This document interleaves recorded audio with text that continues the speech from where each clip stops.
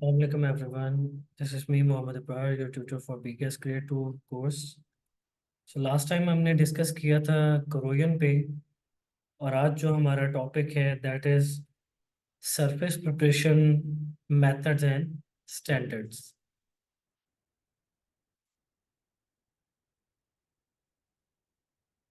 सो painting में हमने introduction class में डिस्कस किया था कि सरफेस को प्रिपेयर करना कितना ज़रूरी होता है. अगर हम इस सरफेस को प्रिपेयर नहीं करते हैं तो क्या नुकसानात हो सकते हैं या पेंट सिस्टम में क्या फॉल्ट आ सकते हैं, वो बेशुमार हैं. सो अगर आप सरफेस को प्रिपेयर किए बगैर कोटिंग करते हैं तो इसके एग्जांपल आपको मैं यूं दे सकता हूं कि लाइक अगर आप प्रिपेयर करके फिर पेंट करेंगे तो हो सकता है वही पेंट आपको 5 साल तक की लाइफ दे जाए.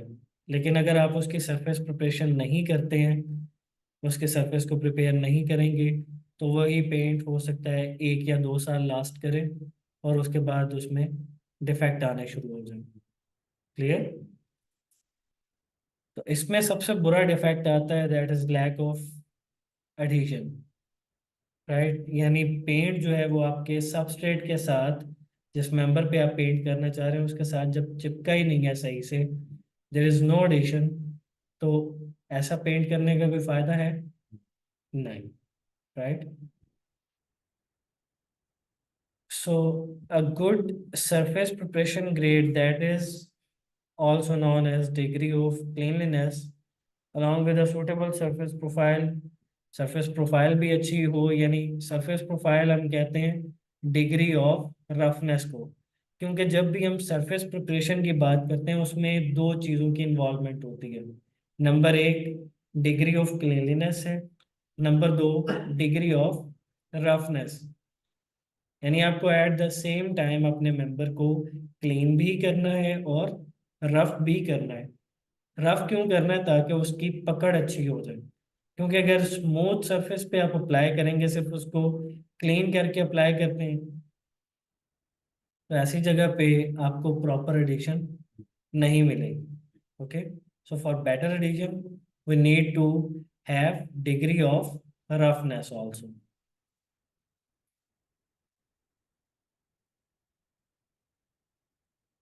सो इन दोनों को अचीव करने के लिए हमारे पास कुछ मेथड्स हैं, लेकिन हर एक डिफर करेगा अपनी कॉस्ट, एफिशिएंसी, ईज और सूटेबिलिटी में. First one is dry abrasive blast cleaning, second is water blasting, third hand and power tool cleaning, fourth is flame cleaning, then fifth pickling, vapour degreasing and weathering. तो ये कुछ methods हैं जिनको use करते हुए हम क्या करते हैं, अपने सबस्ट्रेट को क्लीन करते हैं. Okay. So first of all हम देखेंगे ड्राई अब्रेसिव ब्लास्ट क्लीनिंग को. Dry abrasive blast cleaning involves compressing air. आपके पास एक मोटर होती है, पंप कह ले, जो कि ऑपरेट करता है. उसके अंदर जो कंप्रेसर है वो एयर को कंप्रेस्ड फॉर्म में आगे फोर्स करेगा थ्रू अ होज. उसके साथ आगे एक पाइप कनेक्ट होता है जिसको हम होज कहते हैं. होज जो है वो पाइप के लिए यूज होता है. ठीक है. सो वो होज जो है उसके आगे अटैचमेंट होती है नोजल की. इसकी अटैचमेंट होगी नोजल की. ये एक नॉर्मल एप्लीकेशन है. ये तो एयर पंप है ना. वाटर पंप्स आपने अक्सर क्या देखा होगा सर्विस स्टेशंस पे, वो क्या करते हैं कि आगे एक नोजल लगी हुई है जिससे प्रेशर बन रहा होता है और पीछे पंप के साथ वो पाइप जो है, जो होज है, वो कनेक्ट हुआ होता है. ऐसे ही मोटर जो है वो अपने डिलीवरी प्रेशर के अकॉर्डिंग उसको जो ऑपरेशन मिलता है उसके आगे वो उसकी आउटपुट देती है. इनपुट क्या थी, आगे वो पंप अपनी एफिशिएंसी के हिसाब से आपको आगे क्या आउटपुट देता है. राइट. तो उस हिसाब से वो फिर वाटर का प्रेशर आगे देता है. इसी तरह इस पंप में क्या यूज हो रहा है, एयर. कंप्रेस्ड एयर को फोर्स किया जा रहा है through a small aperture called a nozzle. आगे नोजल का कनेक्शन है. ठीक है. और उस नोजल से air at some specific pressure and speed exit करती है। ओके, तो इसका ऑपरेटिंग प्रेशर कितना होता है? 100 psi। That will result in air exiting the nozzle at approximately 450 miles per hour. So कितना प्रेशर होता है इसका? 100 psi is the operating pressure जिसकी वजह से एयर एग्जिट करेगी through the nozzle at approximately 450 miles per hour. That's a lot of speed, बहुत ज़्यादा स्पीड है ये। अगर इसमें आप किसी अब्रेसिव पार्टिकल को, ऐसे पार्टिकल को ऐड कर दें जो कि कुरेदता हो, चीज़ को रफ करता हो, तो अब वो भी सेम स्पीड पे ही ट्रैवल करेगा ना एयर के साथ, राइट? तो जब सेम स्पीड पे वो ट्रैवल करेगा तो उसके पास बहुत ज़्यादा वर्क एनर्जी होगी, और यही एनर्जी यूज होगी इन चिपिंग अवे। चिपिंग अवे कहते हैं उड़ा के ले जाना, ठीक है? चिप किसी चीज़ के परखचे उड़ जाना, ठीक है? In chipping away mill scale, ऊपर से मिल स्केल को, और दूसरे जो भी डिट्राइटस कहते हैं कंटेमिनेंट्स को, कोई भी और चीज़ जैसे ऑयल ग्रीस वगैरह है या कोई पेंट पार्टिकल्स हैं, कुछ भी ऊपर अटैच है जो कि पेरेंट मेटल का हिस्सा नहीं है, उसको हम डिट्राइटस, ठीक है, या कंटेमिनेंट कहते हैं, from the substrate. Clear? So with some abrasives, part of the energy is used in shattering into small pieces. And with others, all the energy is used in impinging into the steel surface. अब कुछ abrasives ऐसे होते हैं जिनका कुछ part जो है ना वो एनर्जी का शैटरिंग होने में, छोटे छोटे पीसेस होने में निकल जाता है। और कुछ अब्रेसिव ऐसे हैं जिनका सारा का सारा जो पार्ट है एनर्जी का, वो किधर यूज होता है? इन इम्पिंजिंग कहते हैं, दंसना किसी चीज में, ठीक है? So that will push into the steel, make it rough. Okay, जब ये जाके स्पीड से लगेगा सबस्ट्रेट को, तो वो क्या करेगा? उसको वहां से कुरेदेगा, राइट? उसको रफ करेगा into the steel, or roughening the surface, increasing the surface area to increase adhesion properties। अगर यहाँ पे वो आपसे क्वेश्चन कर ले कि सरफेस एरिया को किस तरह से इंक्रीज किया जा सकता है, तो आप क्या बताओगे? We can you we can do upgrading. Upgrade करके, उसको रफ करके हम सरफेस एरिया को इंक्रीज कर सकते हैं, राइट? ड्राई एब्रेसिव ब्लास्टिंग में प्रेशर कितना होता है? 100 psi। डिलीवरी स्पीड कितनी है? 450 माइल्स पर आवर। एनर्जी किधर यूज होती है? In chipping away mill scale, right?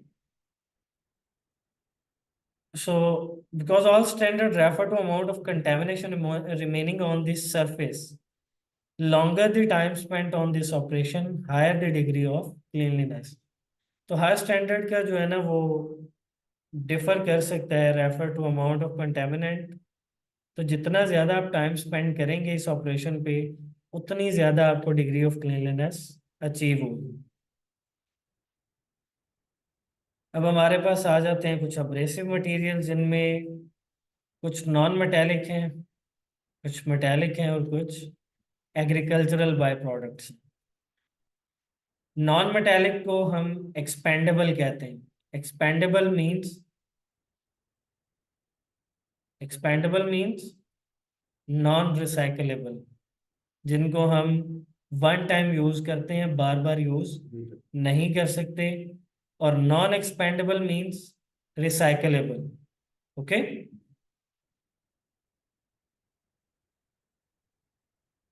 So non recyclable में कॉपर स्लैग है, nickel slag, boiler slag, glass bead, aquamarine, ये कुछ नेचुरली अकरिंग मिनरल्स हैं, right?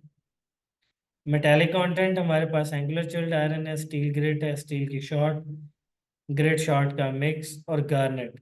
Garnet is a naturally occurring mineral. लेकिन इसको मेटेलिक कंटेंट में रखने की वजह क्या है? इसकी हार्डनेस बहुत है और हम इसको रीयूज कर सकते हैं, इसलिए इसको नॉन रिसाइकलेबल यानी एक्सपेंडेबल मटेरियल्स के अंदर क्लास नहीं किया जाता। Agricultural by product walnut shell है, कोकोनट शेल है, egg shell, corn cobs, peach husk, यानी जितने भी हार्ड मटेरियल हैं उनको हम यूज कर सकते हैं for blasting operation.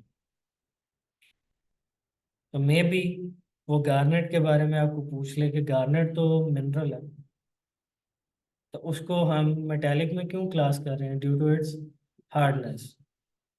Okay, so sand, it is not permitted to use sand according to British standard statutory implementation 1657। ये स्टैंडर्ड स्टेट करता है कि कोई भी मिनरल जिसको हम यूज कर रहे हैं for blasting as an abrasive, तो वो less than 1% free silica on impact अगर रिलीज करता है तो ओके है। ओके, अगर इससे कंटेंट बढ़ गया तो क्या होगा, अनएक्सेप्टेबल। रीजन क्या है कि सैंड इटसेल्फ अगर आप देखें ना तो परफेक्टली सेफ मीडियम है, सैंड से मसला नहीं है, लेकिन ऑन इम्पैक्ट जब ये जाके इसका छट्टा लगता है, छट्टा लगेगा तो उसमें जो सिलिका है ना, चमकीला सा जर्रा होता है सैंड के अंदर, वो चमकीला जर्रा जो है वो हवा में निकल आता है, उड़ जाता है, बहुत हल्का होता है। अगर आप उसको इनहेल करते हो, इनहेल करने की वजह से आपको न्यूमोनोकोसिस या सिलिकोसिस, ये दोनों लंग डिजीजेज हैं, ये हो सकती हैं। सो कॉस्ट रेगुलेशंस, कॉस्ट क्या है, कॉस्ट एक इदारा है control of substances hazardous to health, जो कि इंसानियत की बेहतरी के लिए काम कर रहे हैं। अभी तक जितने भी नॉन हार्मफुल सॉल्वेंट्स हैं या जो मटेरियल्स हैं जो कि इंसानी ज़िंदगी के लिए या आपकी माहौलियाती आबो हवा के लिए नुकसानदेह हैं, तो उनकी रोकथाम के लिए ये इदारा काम कर रहे हैं। तो कॉस्ट रेगुलेशन जो है वो अलो नहीं करती, straight away do not allow the use of sand containing silica for dry blasting। Okay, जैसे मैंने आपको अभी पहले बताया कि सैंड परफेक्टली सेफ है, लेकिन शैटरिंग होने की वजह से इम्पैक्ट पे सिलिका रिलीज होगा जो कि बाद में इनहेल हो सकता है। कॉपर स्लैग, अब नाम सुन के लग रहा होगा कि इसमें कॉपर का कंटेंट भर भर के होगा, लेकिन एक्चुअल में ऐसा नहीं होता। जो कॉपर निकाला जाता है ना और से, तो वहाँ पे मिनरल्स इसके साथ स्मेल्ट हुए होते हैं। जब इसको मेल्ट करके सेपरेट किया जाता है उन मिनरल्स को, तो कुछ कंटेंट उनके साथ कॉपर का लगा रह जाता है। बाद में उनको एक स्ट्रीम ऑफ वाटर से सडनली उस हॉट मटेरियल को गुजारा जाता है। जैसे ही आप उसको गुजारते हैं पानी से, तो क्या होता है नेक्स्ट, वो एक अमॉर्फस सॉलिड की शेप इख्तियार कर जाता है। अमॉर्फस सॉलिड ऐसा सॉलिड होता है जिसको आपने पहले हीट करके लिक्विड शेप दी, उसके बाद उसको बड़ी जल्दी ठंडा कर दिया। जल्दी ठंडा करने पे क्या होगा, उसके अंदर जो ग्रेन्स हैं उनको टाइम ही नहीं मिलेगा अपनी अरेंजमेंट करने का, तो वो जहां जहां पे जैसे जैसे मर्जी अपनी सेटलमेंट करते जाएंगे। ऐसे सॉलिड को क्या बोलते हैं, अमॉर्फस सॉलिड। और अमॉर्फस सॉलिड की एक प्रॉपर शेप नहीं होती, रैंडम शेप होती है, शार्प एजेस भी बन सकते हैं। ओके, तो इस तरह की शेप को हम ग्रिड की शेप कहते हैं। तो ये मटेरियल हमें किस शेप में अवेलेबल होता है, material is supplied in grid forum, random है, शार्प एजेस है और अमॉर्फस है। अमॉर्फस की समझ आ गई ना क्या चीज़ है, एंड इज वेरी ब्रिटल। अब इस तरह का मटेरियल ब्रिटलनेस की तरफ जाता है क्योंकि उसके ग्रेन्स प्रॉपर फॉर्म भी नहीं हुए होते, और मोस्टली इस तरह की कूलिंग पे कॉलमनर ग्रेन्स बनते हैं कॉलम की शक्ल में। तो कॉलम जो ग्रेन्स है ना, ग्रेन स्ट्रक्चर ये हार्ड होता है, जितना हार्ड होगा उतना ज़्यादा ब्रिटल। हल्की सी चोट लगी या कहीं पे इम्पैक्ट पे शैटर ये लगेगा जाके, हिट करेगा तो शैटरिंग हो जाएगी, टूट फूट का शिकार हो जाएगा। Okay, So shatter into small pieces on impact and should be used only once. आप इसको एक दफा यूज करेंगे then discard कर देंगे, so it is classed as expandable. Garnet, as I told you, a natural mineral जिसको हम class करते हैं as being of diamond type hardness, can be either expendable और रिसाइकलेबल। इसको हम दोनों तरह यूज कर सकते हैं, लेकिन दोनों तरह यूज किया तो जा सकता है, बट रिसाइकल करने के लिए आपके पास क्लेंजिंग यूनिट होना मौजूद है, जो है ना वो ज़रूरी है। क्लेंजिंग यूनिट का मौजूद होना बहुत ज़रूरी है, क्योंकि इसमें सेग्रीगेशन हुई होती है तो उसको फिल्टर करना पड़ता है। ठीक है, जब आपने इसको रीयूज करना है तो आपको क्या करना पड़ेगा, आपके पास क्लेंजिंग यूनिट होना जरूरी है to extract contaminants so that material can be reused, and usually up to how many times? 3 times. Clear?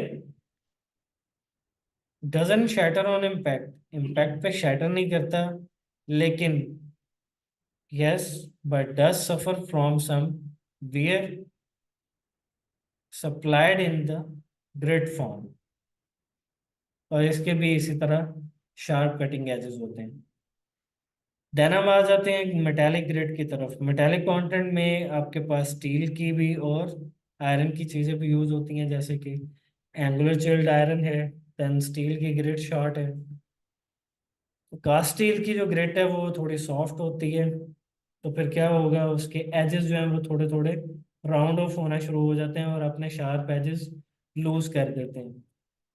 Angular chilled iron जो है वो चिप ऑफ कर देती है स्मॉल स्लीवर्स को।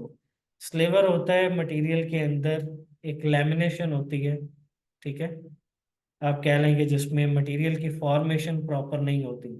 वो हम अभी डिस्कस करते हैं स्लीवर क्या है, लैमिनेशन या हैकल वगैरह क्या चीज़ें हैं। On impact to produce sharp cutting surfaces on its next cycle, the findings so produced are extremely abrasive and cause extreme wear on the moving part of the recovery system. Metallic abrasive हमने देखा कि ये recyclable होते हैं because particles reduce in size very slowly. इसको reuse किया जा सकता है मैनी टाइम्स और स्टिल ये आपको एक यूजफुल फंक्शन परफॉर्म करके दे सकता है। अगर वर्किंग मिक्स एक्सेप्टेड है, is an accepted ratio of large and small particles, where large particles cut the profile, smaller particles clean out the troughs। जो एक्स्ट्रा हाइट्स बनती हैं उसको वो ख़त्म करते जाते हैं, राइट। सो इसको हम एज अ वर्किंग मिक्स भी यूज़ कर सकते हैं ग्रिट और शॉर्ट को। शॉर्ट जो है वो स्फेरिकल होती है, शैटर नहीं करती। अगर शैटर कर दिया तो फिर ये क्या बन जाएगी, ग्रिट, क्योंकि शॉर्ट स्फेरिकल है, गोल दाने की शक्ल में। अगर ये लगने पे बेंडिंग का शिकार होती है या राउंड ऑफ होती है आगे से, तो फिर तो ये ग्रिड की शक्ल हुई ना, फिर हम इसको शॉर्ट तो नहीं कहेंगे, right. So keep in mind ये शैटर नहीं करती। When supplied, the particles are virtually uniform in size and shape. इसके पार्टिकल्स भी जो है वो यूनिफॉर्म साइज और शेप के होते हैं। Not a working mix but like grit they wear down slowly in size. So इसके पार्टिकल्स जो है वो थोड़ा थोड़ा करके जब हिट किया जाता है ना मटेरियल को, अब ये स्टील के साथ जाके हिट करेंगे तो कुछ ना कुछ हिस्सा तो इसका बुरेगा ऊपर से, कुछ ना कुछ हिस्सा तो उतरेगा, लेकिन ऐसे नहीं होता जैसे ग्रिड के साथ होता है। Okay, so new abrasive material आप इसमें ऐड कर सकते हैं। विद ग्रिड आप ऐड कर सकते हैं इसको as a working mix. Particles are worn down eventually to findings and are drawn out of system during cleansing। तो पार्टिकल जो worn down हुए होते हैं eventually to findings, ये कहते हैं findings, जो बाद में बुरा हुआ मटेरियल रह जाता है ना उसकी बात हो रही है। तो ग्रिड की फॉर्म में ये होता है कि ये जो फाइनिंग्स होती हैं ना, ये एब्रेसिव होती हैं, और मूविंग पार्ट से अगर ये मूव कर रही है ना रिकवरी सिस्टम में आते हुए, तो वहां पे जो मशीन है उसके लिए ये नुकसानदेह साबित हो सकती है। ओके। जबकि इसमें शॉर्ट में ऐसा नहीं होता।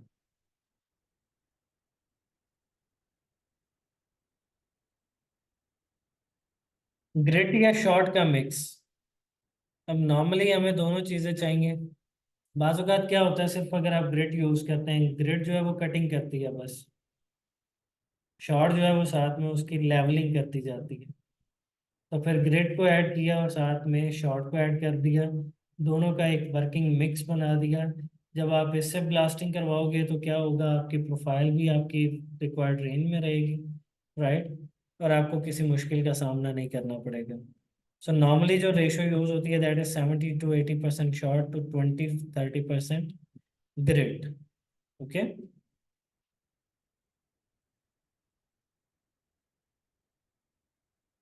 अच्छा, मुझे ये बताएं कि अगर मेरे पास अब्रेसिव जो है वो स्टील है, उसकी डेंसिटी आ रही है 7.6 ग्राम पर सीसी। दूसरी तरफ मेरे पास जो अब्रेसिव है वो कॉपर स्लैग है और उसकी डेंसिटी कितनी है, 4.2 ग्राम पर सीसी। अगर मैं दोनों को सेम स्पीड से सेम साइज के पार्टिकल्स को हिट करवाता हूँ, तो मुझे बताएं स्टील के अंदर ज्यादा धंसेगा कौन, इम्पिंज कौन ज्यादा करेगा, स्टील या कॉपर स्लैग? हम्म। जिसकी ऑब्वियसली जिसकी डेंसिटी ज्यादा है, यानी स्टील जो है वो ज्यादा अच्छा फंक्शन परफॉर्म करेगी एज कंपेयर टू कॉपर।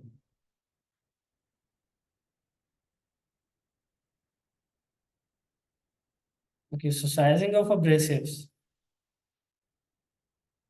जो भी आपके पास मटेरियल आता है उसके ऊपर जो है ना प्रीफिक्सेस आई होती हैं। जी की प्रीफिक्स है तो उसका मतलब है ग्रेड, अगर एस है तो उसका मतलब होगा short.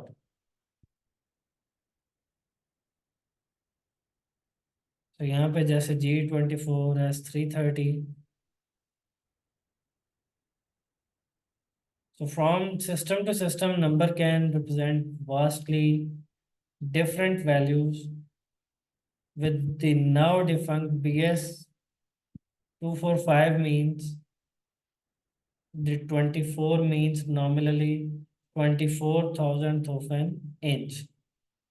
Okay.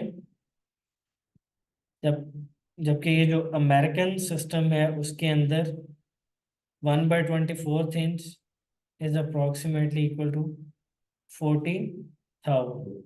Okay, thou stand for thousandth of an inch. तो जो न्यू BS707 एंड पार्ट ये अगेन एक डिफरेंट मेथड को यूज कर रहे हैं जिसमें मीट्रिक यूनिट्स हैं। मीट्रिक यूनिट्स, यहाँ पे अगर प्रीफिक्स का साइज आ रहा है G140, that would mean a nominal particle size of 1.4 mm। 1.4 mm। अगर ये 14 होता, अभी तो 1.4 है ना, तो अगर ये 14 होता फिर क्या होता, तो फिर ये 0.14 आता, 0.14 मिलीमीटर, राइट। जैसे यहाँ पे देख लो, अगर ये 330 है ना, 330, 330 का मतलब क्या हुआ, 3.3 मिलीमीटर, राइट। और यहाँ पे जो 24 है इसका क्या मतलब है, 0.24 millimetre. Clear.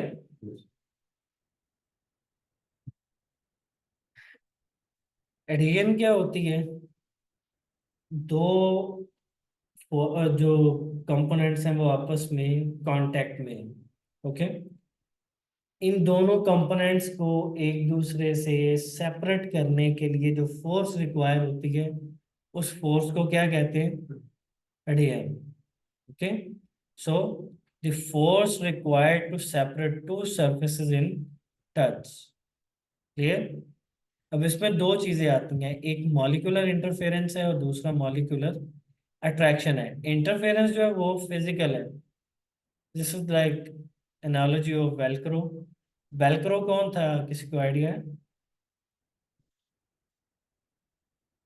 Velcro was the scientist जिसने वेलक्रो टेप इन्वेंट की थी। वेलक्रो टेप पता क्या है? छोटे बच्चों के लिए आप जूता लेके आते हो ना, तो उसके लिए जो, जिसको हम आम जुबान में यहाँ पे चेपी कहते हैं, ठीक है, वो चिपक जाती है ना इस तरह से, आपने जैसे ही लगाया।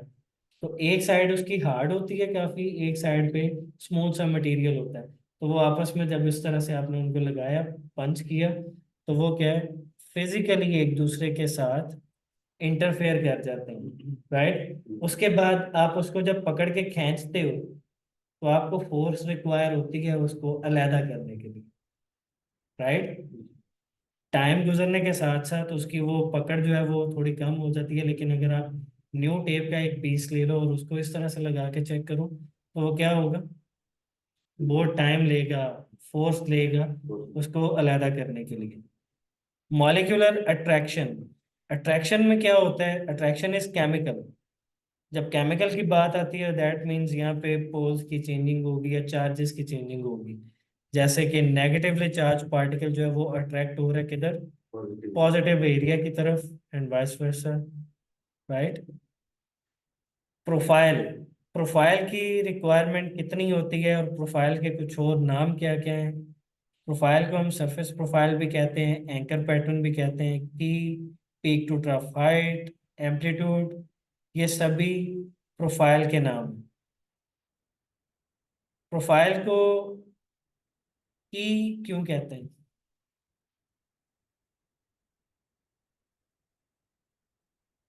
की क्यों बोला जाता है इसे?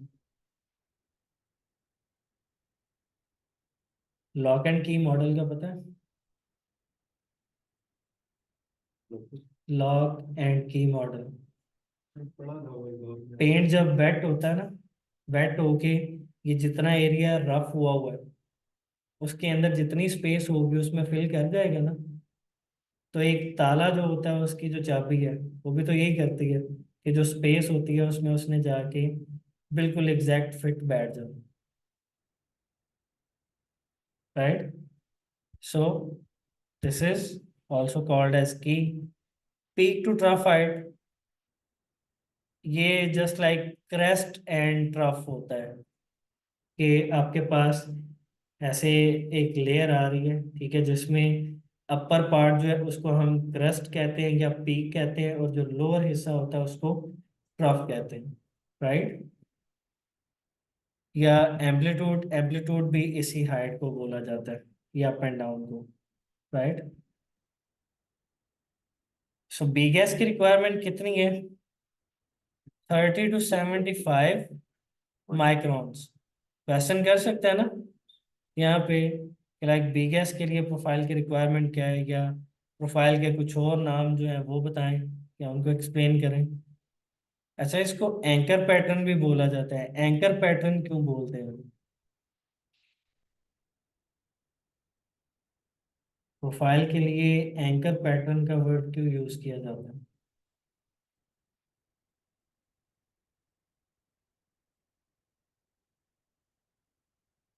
जी।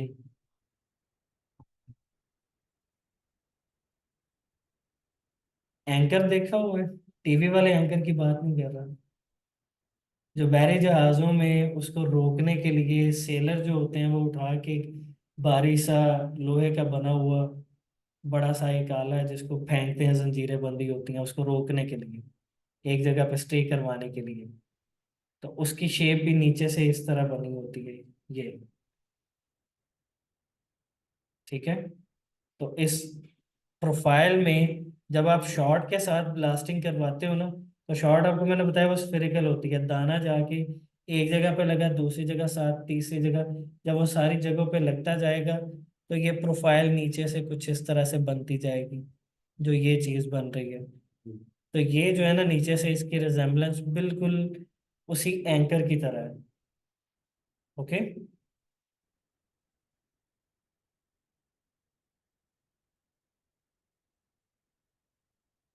अब हमने डिस्कस किया कि जब ग्रिड से कटिंग करते हैं तो बाज़ औक़ात एक्स्ट्रा प्रोफाइल भी बन जाती है।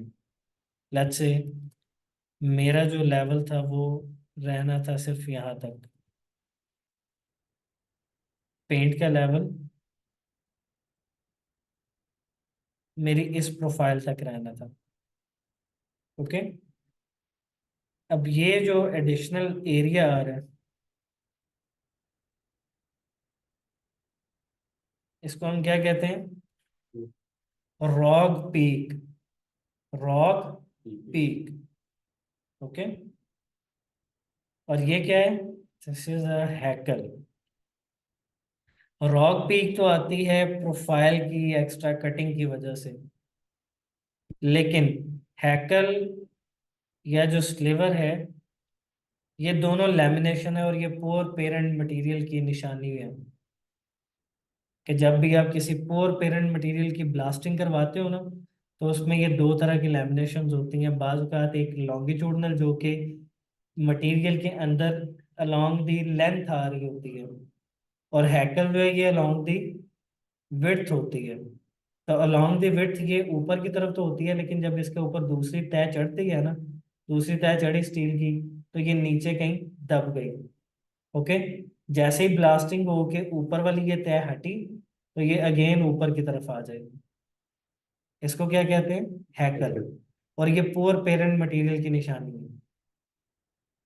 जो पेरेंट मटेरियल अच्छा नहीं है, जिसकी मैन्युफैक्चरिंग जो है वो सस्ते दामों में की गई है, उसके अंदर इस तरह की इम्प्योरिटीज पाई जाती है। ओके, और इन्हीं इम्प्योरिटीज की वजह से आगे ये लैमिनेशन वगैरह जन्म लेती हैं। Poor parent material.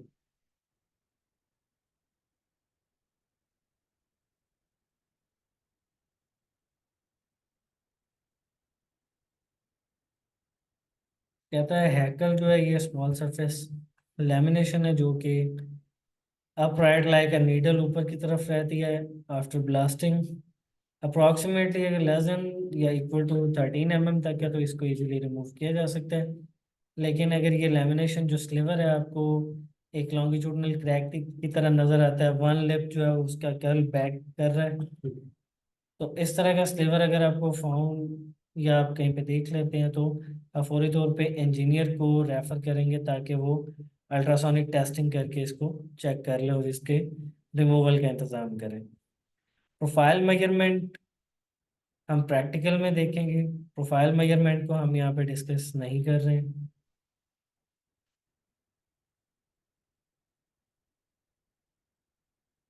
इसके बाद आ जाए यूज ऑफ द कंपैरेटर्स पे। Topic 2.9, use of the comparators. Comparator होता क्या है? ये इस तरह से आपके पास एक ब्लॉक है जिसके अंदर आपको चार तरह की प्रोफाइल्स दी गई हैं। ये कुछ इस तरह से, इसके अंदर ये रिबन जो है इनके अंदर भी नंबरिंग हुई होती है 1 2 3 4 की। तो फर्स्ट वन जो है ये देखने में ही लग रहा है कि काफ़ी स्मूथ प्रोफाइल के लिए है। नंबर 2 पे अगर आप देखें तो ये थोड़ा सा रफ है। अगर आप थर्ड पे देखें तो ये उससे भी ज़्यादा रफ है। और अगर आप इसको देखें तो ये सबसे ज़्यादा रफ। तो इसकी ग्रेडिंग की जाती है fine, medium, course, extra course. Fine, medium, course, extra course. Okay, अब एक चीज का ध्यान रहे, क्यों? क्योंकि हम यहाँ पे किस चीज को देख रहे हैं? रफनेस को। तो ये मेथड सिर्फ हम रफनेस को असेस करने के लिए कर सकते हैं, क्लीनलीनेस को देखने के लिए नहीं। सो इसके लिए स्पेसिफिक नोट दे रहे हैं, comparators are not for assessing the cleanliness, they are used to check the degree of roughness। तीन मेथड इसके लिए यूज कर सकते हैं: नेकेड आई से देख के, विजुअल एड अगर आपको चाहिए तो वो मैग्नीफायर जो है उसकी मैग्निफिकेशन 7 टाइम्स से ज़्यादा नहीं होनी चाहिए, या फिर टेक्टाइल मेथड। टेक्टाइल मेथड कहते हैं किसी चीज़ को टच करके चेक करना। अब तीनों मेथड्स के साथ कहते हैं एक चीज जरूरी है और वो लाजमी याद रहे कि सरफेस को टच नहीं करना। अब ये कैसे पॉसिबल है? थर्ड मेथड तो हमने अभी पढ़ा ना कि वो टच करके चेक करना है, लेकिन अगर आप टच करेंगे तो किसका खदशा है? कंटेमिनेशन का। So for the tactile method, fingernail or a clean wooden stylus may be used, right? आप इसके लिए क्या चीज यूज कर सकते हैं? अपना नाखून, उससे इस तरह खुद के कुरेद के चेक कर सकते हैं दोनों प्रोफाइल्स को। अपने प्रोफाइल भी जो आपके पास बन के आएंगे और जो कंपैरेटर की है कि क्या आया ये दोनों मेल खा रही हैं या नहीं। ओके। या फिर आप एक वुडन स्टाइलस यूज कर सकते हैं, उसको रब रब कर लें पहले एक प्रोफाइल पे फिर दूसरी पे। दोनों अगर एक जैसा आपको साउंड दे रही हैं तो इट्स ओके। क्लियर?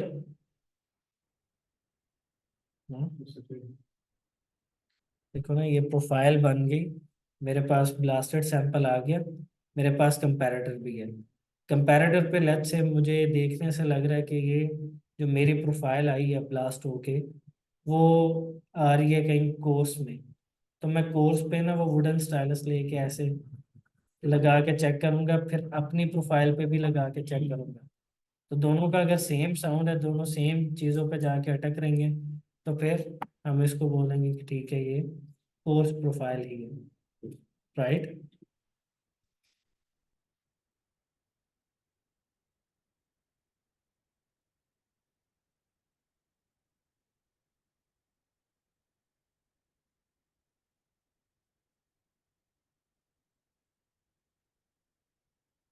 इसके बाद हमारे पास आ जाते हैं preparation of steel substrate before application of paint and related product. इसके लिए स्टैंडर्ड है BS 7079 part A ISO 8501 and SS 055900।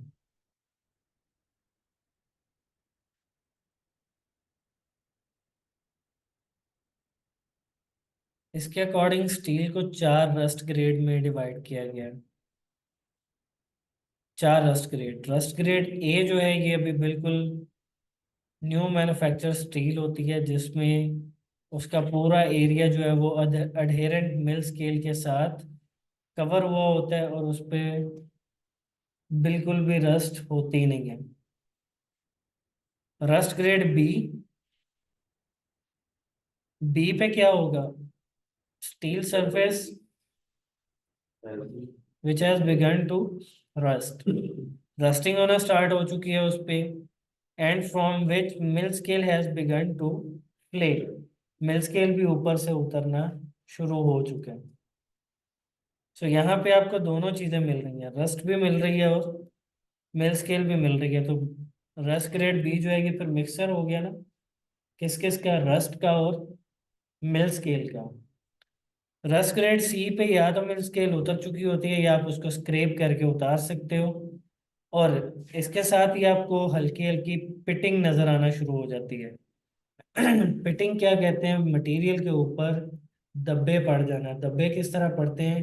ये जंग लगने की वजह से मटेरियल खाया जाना शुरू हो जाता है, तो उसके अंदर सुराख से पड़ने शुरू हो जाते हैं। जब ये सुराख अभी अपनी इनिशियल स्टेज पे होते हैं, तो तब ये बहुत ज़्यादा थिकनेस में नहीं जाते, और जब ये बहुत ज़्यादा एक्सीड कर जाते हैं, यानी ये जनरल फिटिंग में चेंज हो जाए, तो फिर बाज़ जगह से पूरा पूरा मटेरियल आप उससे आर पार देख सकते हो।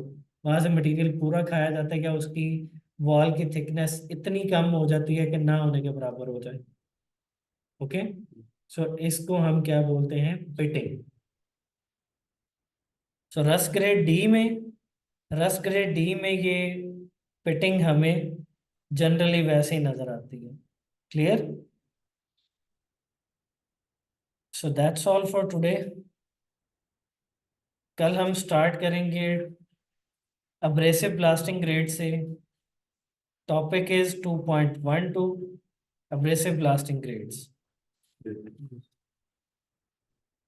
ओके जी, टेक केयर, अल्लाह हाफिज।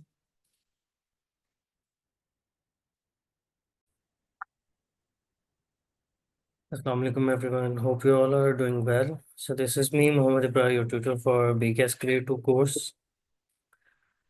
So students, last time हमने डिस्कस किया सरफेस प्रिपरेशन और कुछ मेथड्स को, जिसमें आपके पास कुछ ब्लास्टिंग के रिलेटेड हमने डिस्कशन की, कंपैरेटर्स के रिलेटेड, प्रोफाइल के रिलेटेड, एडहेशन वगैरह के रिलेटेड। आज हम जिस चीज़ पे डिस्कशन करेंगे that will be abrasive grades.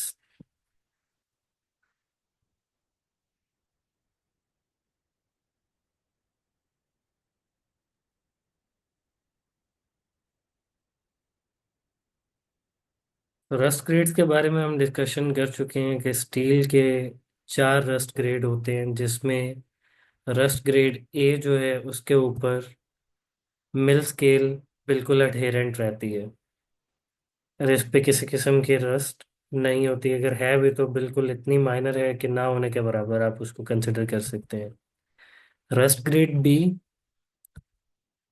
इसमें स्टील सरफेस जो है वो जंग लगना उस पर शुरू हो जाता है और ऊपर से मिल स्केल जो है उखड़ना, फ्लेक करना कहते हैं किसी चीज का, उखड़ जाना, ऊपर से उतर जाना, तो उतरना शुरू हो जाती है। सो रस्ट ग्रेड बी पे दोनों चीजें मौजूद रहती हैं, रस्ट भी और मिल स्केल भी। So rust grade B is a mixture of rust and mill scale.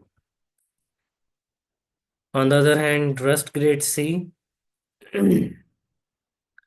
Steel surface on which mill scale has rusted away, या तो पूरी तरह से वो रस्ट कर चुकी होती है, राइट, या फिर ऊपर से इसको स्क्रैप करके उतारा जा सकता है, but with slide pitting under normal vision. So pitting क्या होती है? पिटिंग जब भी किसी मटेरियल की डीकम्पोजिशन होना शुरू हो जाए ड्यू टू रस्ट, उसके ऊपर जंग लगा, जंग लगने के बाद उसका थोड़ा थोड़ा हिस्सा कहीं कहीं से खाया जाना शुरू हुआ, वहां पे सुराख से बनने शुरू हो जाते हैं, छोटे छोटे पहले बिल्कुल बारीक से बनते हैं, उसके बाद बड़े होते होते बड़े बड़े जिस तरह स्कार्स हो जाते हैं, दाग पड़ने शुरू हो जाते हैं। और अगर ये रस्टिंग बहुत ज़्यादा हो जाती है तो पिटिंग का लेवल ये होता है कि फिर बाज़ औक़ात पूरा का पूरा मेटल आर पार आपको नज़र आ रहा होता है, राइट, उसकी पूरी वॉल थिकनेस ही ख़त्म हो जाती है। ओके, सो स्लाइड पिटिंग मींस अभी ये उसकी इब्तदा होती है, अभी ये उसका स्टार्ट है। रस्ट ग्रेड डी पे जनरल पिटिंग है। जनरल पिटिंग मींस आपको नॉर्मल विजन में अच्छी भली पिटेड सरफेस नजर आ रही है, आपकी वॉल थिकनेस रिड्यूस हो चुकी है, कम हो चुकी है। ओके,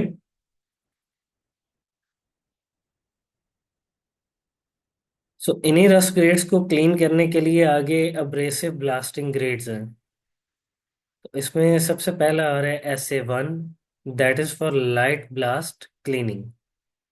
तो इसमें कहते हैं जब विदाउट मैग्निफिकेशन व्यू करें तो आपकी सरफेस जो है वो फ्री होनी चाहिए from any type of visible oil, grease, dirt, poorly adherent mill scale, rust, paint coatings and foreign matter। सो ये है पुअरली अडहेरेंट मटेरियल के लिए, ऐसे मटेरियल जिनकी अडहेरेंस अच्छी नहीं है, जो स्टील के साथ बिल्कुल प्रॉपर ज्वाइन नहीं हुए हुए हैं, वो ऑलरेडी उखड़ी हुई कंडीशन में ऊपर से ये उतर जाएंगे। बाकी क्या रह जाएगा? जरा अडहेरेंट मटेरियल जो है वो ऊपर बच जाएगा। फिर अगला ग्रेड आएगा SA2, थॉरोब्लास्ट क्लीनिंग। तो इसको भी जब मैग्निफिकेशन के बगैर आप व्यू करते हैं तो आपको किसी किस्म का विजिबल ऑयल, ग्रीस, डर्ट वगैरह, मिल स्केल, रस्ट, पेंट कोटिंग्स और फॉरेन मैटर ऊपर नजर नहीं आना चाहिए। लेकिन इसके साथ की कंडीशन क्या है?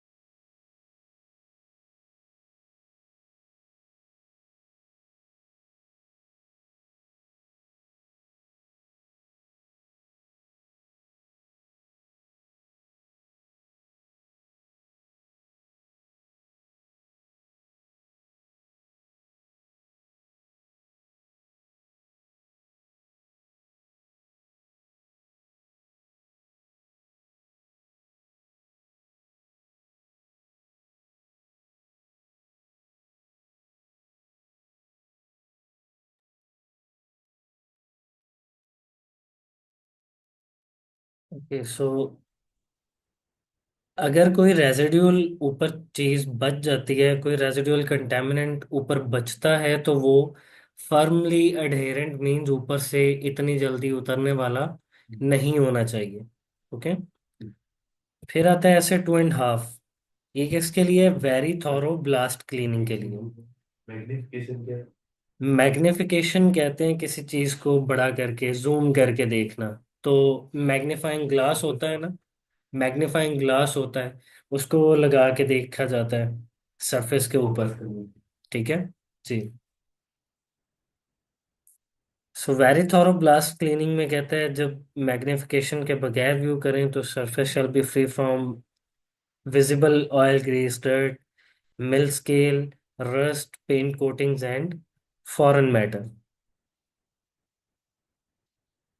तो कहता है बाकी कोई भी अगर ट्रेसेस बचते हैं कंटेमिनेशन के, कोई भी कंटेमिनेंट अगर बाकी बच जाता है, shall show only as slight stains in the form of spots or stripes। तो कहता है अगर कोई भी रिमेनिंग ट्रेस बच जाता है, कोई कंटेमिनेंट ऊपर इस पे रह जाता है, तो वो किस शक्ल में होना चाहिए? छोटे छोटे धब्बे या लाइंस की शक्ल में आना चाहिए। ओके। देन हमारे पास आता है SA3। अब ये जो SA3 ब्लास्टिंग ग्रेड है, this is for blast cleaning to visually clean steel. तो इसको कहता है कि जब हम मैग्निफिकेशन के बगैर देखेंगे तो स्टील के ऊपर किसी किस्म की कोई चीज मौजूद नहीं होनी चाहिए, ख्वाह वो कोई ऑयल, ग्रीस, डर्ट या कोई भी मिल स्केल, रस्ट, पेंट कोटिंग्स या फॉरेन मैटर, कोई चीज ऊपर मौजूद नहीं होनी चाहिए। इसका क्राइटेरिया क्या है? It shall have a uniform metallic colour. यानी जब स्टील बिल्कुल अपना ओरिजिनल कलर शो करेगी, वो ब्लास्टिंग ग्रेड कौन सा होगा? SA3। अब टोटल हमने रस्ट ग्रेड पढ़े कितने? Rust grade A, B, C and D। उसके बाद चार ब्लास्टिंग ग्रेड्स हैं, SA1, SA2, SA2.5 और SA3। अगर मैं हर रस्ट ग्रेड पे यानी रस्ट ग्रेड A पे ये चारों ब्लास्टिंग ग्रेड अप्लाई करता हूँ, फिर रस्ट ग्रेड B पे चारों अप्लाई करता हूँ, C पे चारों अप्लाई करता हूँ, फिर D पे चारों अप्लाई करता हूँ, तो मेरे पास आफ्टर क्लीनिंग की कितनी पिक्चर्स आनी चाहिए? हर रस्ट ग्रेड के ऊपर ये चारों ब्लास्टिंग ग्रेड अगर मैं अप्लाई करता हूँ, तो मेरे पास आफ्टर क्लीनिंग की कितनी पिक्चर्स आनी चाहिए?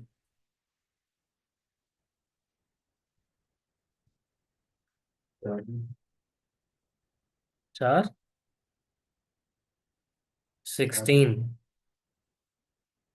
रस्ट ग्रेड A की 4 लगाओ, फिर B की 4, फिर C की 4, फिर D की 4। 4+4+4+4। हाँ जी। तो ये टोटल कितनी हो गई? 16। लेकिन SA1 और SA2 में, SA1 और SA2 जो है ना, ये दोनों ही रस्ट ग्रेड ए पे अचीवेबल नहीं है। क्यों? क्योंकि रस्ट ग्रेड ए पे हमने पढ़ा कि मिल स्केल बहुत अडहेरेंट होती है, चिपकी हुई होती है ऊपर से, तो वो इतनी जल्दी in light blast cleaning grade से उतरेगी नहीं, क्योंकि SA1 और SA2 दोनों ही लाइट ब्लास्टिंग के लिए हैं, इनमें बहुत हैवी या थॉरो ब्लास्टिंग नहीं होती। ठीक है। तो इसलिए अब ये दो पिक्चर्स तो चली गई। रस ग्रेड ए में 4 बननी थी, लेकिन अगर आप SA1 से गुजारते हो तो आफ्टर क्लीनिंग बे वैसे ही उसकी शक्ल होगी जैसे वो पहले था। यानी जो उसकी कंडीशन पहले थी, आफ्टर क्लीनिंग भी उसकी कंडीशन वही रहेगी। आप SA2 से गुजारते हो तो उसमें भी जैसा वो पहले था वैसा ही रहेगा। ठीक है। उस पे असर किसका होगा? SA2.5 का और SA3 का। तो रस ग्रेड ए के लिए वो दो पिक्चर्स आएंगी बस। यानी एक्चुअल में कितनी बन रही है? 14। बननी चाहिए थी 16, लेकिन एक्चुअल में कितनी बन रही है? 14 बन रही है। क्यों? क्योंकि SA1 और SA2 ये दोनों रस्ट ग्रेड ए पे अचीवेबल नहीं है। क्लियर? इसमें से थोड़ा बहुत भी फर्क नहीं पड़ेगा SA1 और SA2? नहीं, थोड़ा बहुत भी नहीं आएगा। सो नेक्स्ट हमारे पास आ रहा है व्हील ऑपरेटर्स।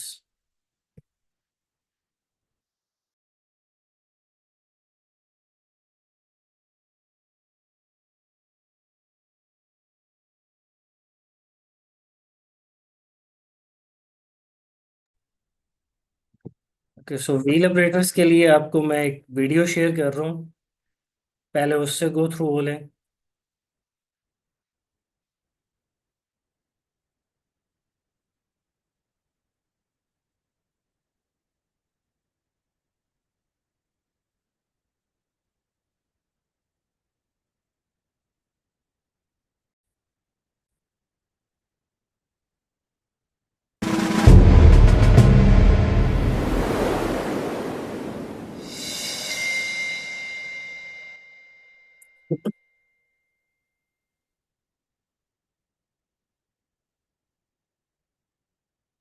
तो व्हील ऑपरेटर एक इस तरह से पूरा मशीन सेट है या मशीन कंपोनेंट है, जिसके अंदर प्रेफर्ड अब्रेसिव जो है वो हम यूज़ करते हैं शॉर्ट।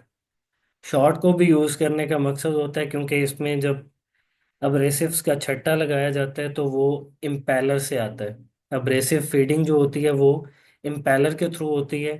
तो अगर उसमें आप ग्रिट यूज़ करने लग जाएंगे तो ग्रिट नोकदार होती है, वो उसको काटना शुरू कर देगी, अंदर से मशीन कंपोनेंट को डैमेज करना स्टार्ट कर देगी। इसलिए इसमें हम प्रेफर्ड अब्रेसिव जो है वो शॉर्ट को यूज़ करते हैं एज़ कम्पेयर टू ग्रिट। हाँ, लेकिन अगर स्पेसिफिकेशन की डिमांड है कि आपने ग्रिड को यूज़ करना है तो उसको एज अ वर्किंग मिक्स बना के यूज़ कर लिया जाता है। पूरा अब्रेसिव जो है वो ग्रिड को यूज़ नहीं किया जाता है। सो इसमें पहले ये अब्रेसिव गेट है जहाँ से अब्रेसिव आएगा, ये आगे कनेक्टेड होता है इन अब्रेसिव व्हील से। यहाँ से अब्रेसिव इनलेट होगा और ये व्हील्स ऊपर भी और नीचे भी लगे होते हैं ताकि वो थ्रू आउट जो है आपके कंपोनेंट को क्लीन करते रहें। बकेट एलिवेटर्स है, ये प्री सेपरेटर है जहाँ पे जाके एब्रेसिव्स और जो डिट्राइटस मटेरियल या कंटेमिनेंट्स हैं वो सेपरेट होते हैं। फिल्टर से आगे फिल्टर करके उन कंपोनेंट्स को अलहदा कर दिया जाता है। जो अब्रेसिव है, अब्रेसिव बाद में फिल्टर से होके इस रिक्लेमर में जाएगा। रिक्लेमर से आगे ये अब्रेसिव सीलो है जिसके अंदर अब्रेसिव पड़ा हुआ है और वो आगे कनेक्टेड है इन व्हील्स के साथ। सो दिस इज अब्रेसिव सेपरेटर। यहाँ पे आ रहा है अब्रेसिव रिमूवल यूनिट, यहाँ से आपके कंपोनेंट को पूरी तरह से क्लीन करके आगे निकाल दिया जाता है। And this is the control panel. दूसरी साइड पे डस्ट बैग लगा हुआ है, जो भी कोई डस्ट वगैरह होगी वो सारी उधर चली जाएगी। This is light barrier. इस लाइट बैरियर से इंडिकेशन हो जाती है, सेंसर्स लगे होते हैं और अब्रेसिव आना स्टार्ट हो जाता है। This is air shock filter, जो क्लीनिंग करके जो डस्ट वगैरह होगी उसको आगे निकाल देगा। This is safety filter and this is dust bag.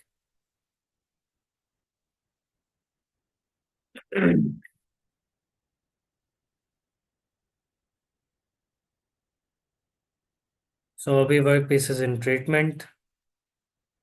जैसे ही आपका वर्क पीस जो है वो एंटर होगा, एंटर होते ही यहाँ पे अब्रेसिव का आना स्टार्ट हो जाएगा। राइट, ऊपर से भी और नीचे से भी अब्रेसिव्स इस पे इम्पैक्ट करेंगे और इसको पूरी तरह से प्रिपेयर करेंगे। कंपोनेंट थ्रू आउट इस तरह से प्रिपेयर होता जाएगा। और उसके बाद इस सेक्शन से गुजर के ये अगले सेक्शन में जाएगा।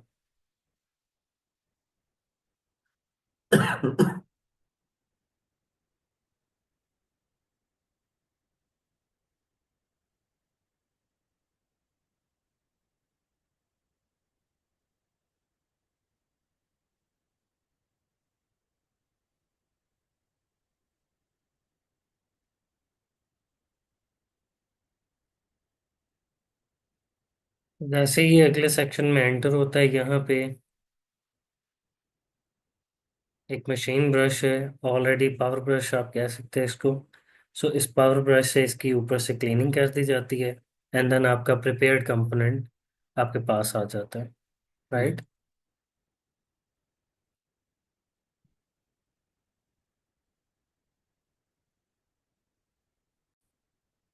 This is about wheel operators. अब इसमें जो स्पीड रहती है वो 2600 आरपीएम होती है, इसकी रोटेशनल स्पीड 2600 आरपीएम है।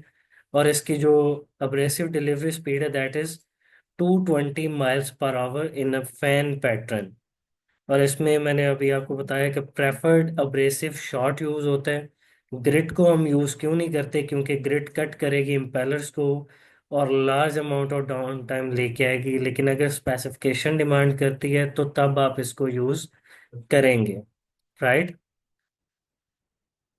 सो अब कंसिडरेशंस में क्या चीजें आनी चाहिए, क्योंकि ये सेफ्टी अच्छी है इसमें।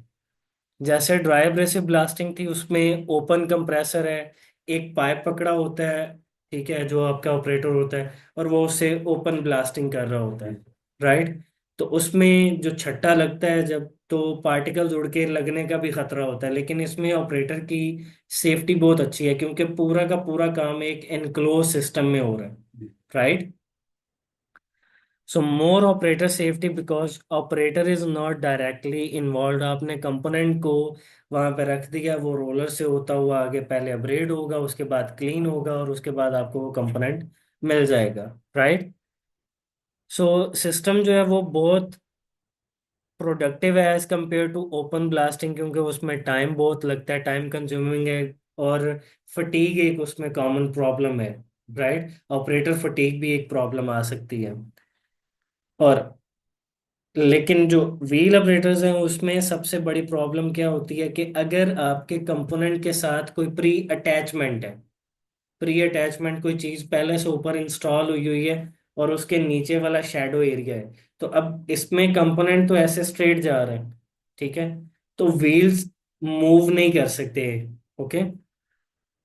ये नहीं है, मैनेवरेबिलिटी नहीं है, यानी मूवमेंट नहीं है, व्हील्स जो हैं वो फिक्स हैं बिल्कुल, ओके। व्हील्स मूव होके ऊपर नीचे होके उस एरिया को अपग्रेड नहीं कर सकते, व्हील्स की फिक्सिंग है एक जगह पे। तो फिर ऐसी चीजों को, जैसे कि बोल्ट सॉकेट, गसेट्स हैं, स्टिफनर्स हैं, अगर आप इनको लगा के ब्लास्ट करवा रहे हैं कंपोनेंट को, तो फिर बेहतर ये है कि आप पहले उनको मैनुअली हैंड ब्लास्टिंग करवा लें वहां से उस एरिया को, उसके बाद आप पूरे कंपोनेंट को व्हील अपग्रेडर में लगा दें ताकि आपका पूरा component at a time upgrade हो सके। Clear. So air blasting, side blasting is normally carried out using expandable variable, abrasives and open blasting systems. So open blasting system किस तरह ऑपरेट करता है उसमें हमने डिस्कस किया। उसमें कंप्रेसर होता है, पॉट होता है जिसमें अब्रेसिव होगा, वेपर ट्रैप्स होते हैं फॉर ऑयल एंड वाटर। इनको हम नॉकआउट पॉट क्यों कहते हैं? नॉकआउट आता है किसी चीज को उठा के बाहर करना, ओके। सो नॉकआउट पॉट्स जो कि ऑयल या वाटर वेपर्स को आपकी मेन एयर स्ट्रीम से निकाल देते हैं। क्लियर। होज होता है यूजुअली कार्बन इम्प्रेगनेटेड। कार्बन इम्प्रेगनेट उसको इसलिए करते हैं ताकि आपको कोई इलेक्ट्रिक शॉक ना लगे। नोजल होती है, डेडमैन्स हैंडल होता है जो कि डायरेक्ट ऑपरेटर के कंट्रोल में रहता है, ऑपरेटर की अपनी सेफ्टी के लिए। कंप्रेसर का ऑपरेटिंग प्रेशर कितना होता है? 100 psi। 100 psi पे इसको ऑपरेट करवाया जाता है। And it is an assumption. Assumption क्या है? अज्यूम किया जाता है, ये ख्याल किया जाता है कि 100 psi पे ये 100% ही एफिशिएंसी शो करेगा। लेकिन साथ ही साथ स्टेट कर रहे हैं कि अगर 1 psi ड्रॉप आता है प्रेशर में तो वो एफिशिएंसी में 1.5% ड्रॉप लेके आएगा। यानी अगर आपका प्रेशर 80 psi है तो आपके पंप की या कंप्रेसर की एफिशिएंसी कितनी होगी? 70%, okay. Blast pot for site work most common is the pressurized blast pot. These are supplied in various sizes. तो सिलेक्ट इनको कैसे किया जाता है? अकॉर्डिंग टू पर्पस, कि आप इसको किस लिए सिलेक्ट करना चाह रहे हैं या आपका कितना काम है, उस हिसाब से आप ब्लास्ट पॉट को सिलेक्ट करेंगे। अब ऐसा नहीं है कि आपका काम बहुत ज़्यादा है और आप एक छोटा सा ब्लास्ट पॉट रख लें जिसको आपको हर 5 मिनट बाद चार्ज करना पड़े, दोबारा से उसमें अब्रेसिव ऐड करना पड़े, तो ऑब्वियसली उसके लिए आप बड़ा ब्लास्ट पॉट ही सिलेक्ट करेंगे। क्लियर। इस ब्लास्ट पॉड के नीचे कॉनिकल बेस पे एक मीटरिंग वाल्व लगा होता है जो कि इस अब्रेसिव के फ्लो को कंट्रोल करने के लिए यूज होता है। इस वाल्व को कहते हैं मेजर वाल्व। ओके। इसका काम क्या होता है? अब्रेसिव को कंट्रोल करना, अब्रेसिव का जो फ्लो जा रहा होता है उसको कंट्रोल करना। Clear? Vapour traps. Vapour traps पे बात करने से पहले हम एक चीज डिस्कस कर लेते हैं कि जो फॉर्मेशन है हवा में, नमी है जो, जिसको हम मॉइस्चर कहते हैं, जो as in the form of vapour हवा में मौजूद रहता है, वो ड्रॉपलेट्स में चेंज कैसे होता है? तो ये आपके एटमॉस्फेयर की एक प्रॉपर्टी है कि जैसे जैसे टेम्परेचर राइज करता है, हवा में नमी का तनासुब बढ़ता जाता है ना। क्यों? क्योंकि वो वेपर जो है वो वेपर्स, सॉरी, जो वाटर है, वाटर इवेपोरेट होके वेपर्स की शक्ल इख्तियार करता जाता है।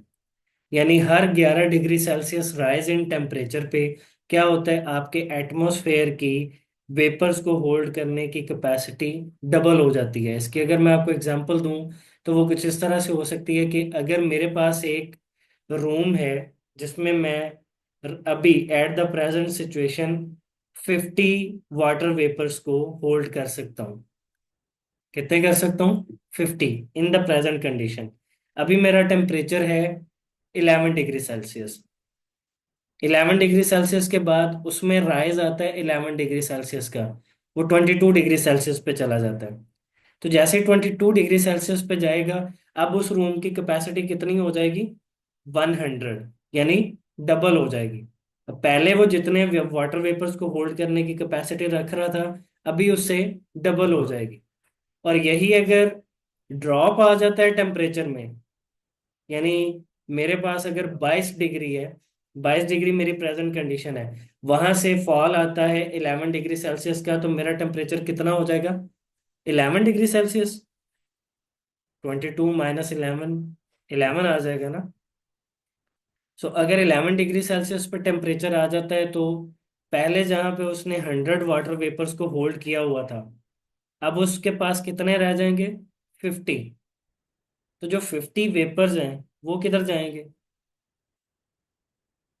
वो 50 वाटर वेपर्स वाटर मॉलिक्यूल में चेंज हो जाएंगे, वाटर ड्रॉपलेट बन जाएंगे। ये अक्सर औकात आप देखते हो ना कि सुबह के टाइम में आप कभी पार्क में जाते हो तो घास पे वो पानी सा जो आया होता है जिसको हम ड्यू कहते हैं, ओस जिसे कहते हैं, वो ओस कहाँ से आती है? बारिश तो हुई नहीं, कोई चीज नहीं हुई, लेकिन वो पत्तों के ऊपर पानी कैसे आता है? क्यों? क्योंकि ये डे और नाइट के टेम्परेचर में डिफरेंस होता है।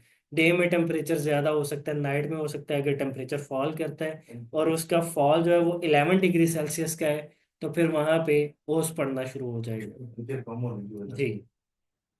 तो वो जो हवा के पास नमी का तनासुब था वो अभी आधा रह जाएगा। ओके।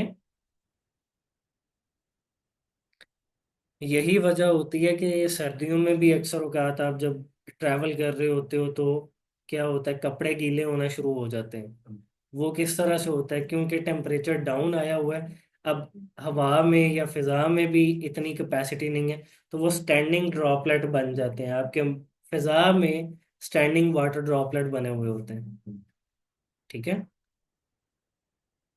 यहाँ पे अब हमारे पास, क्योंकि हम कंप्रेसर को यूज कर रहे हैं, तो कंप्रेसर जो है वो हीट प्रोड्यूस करेगा।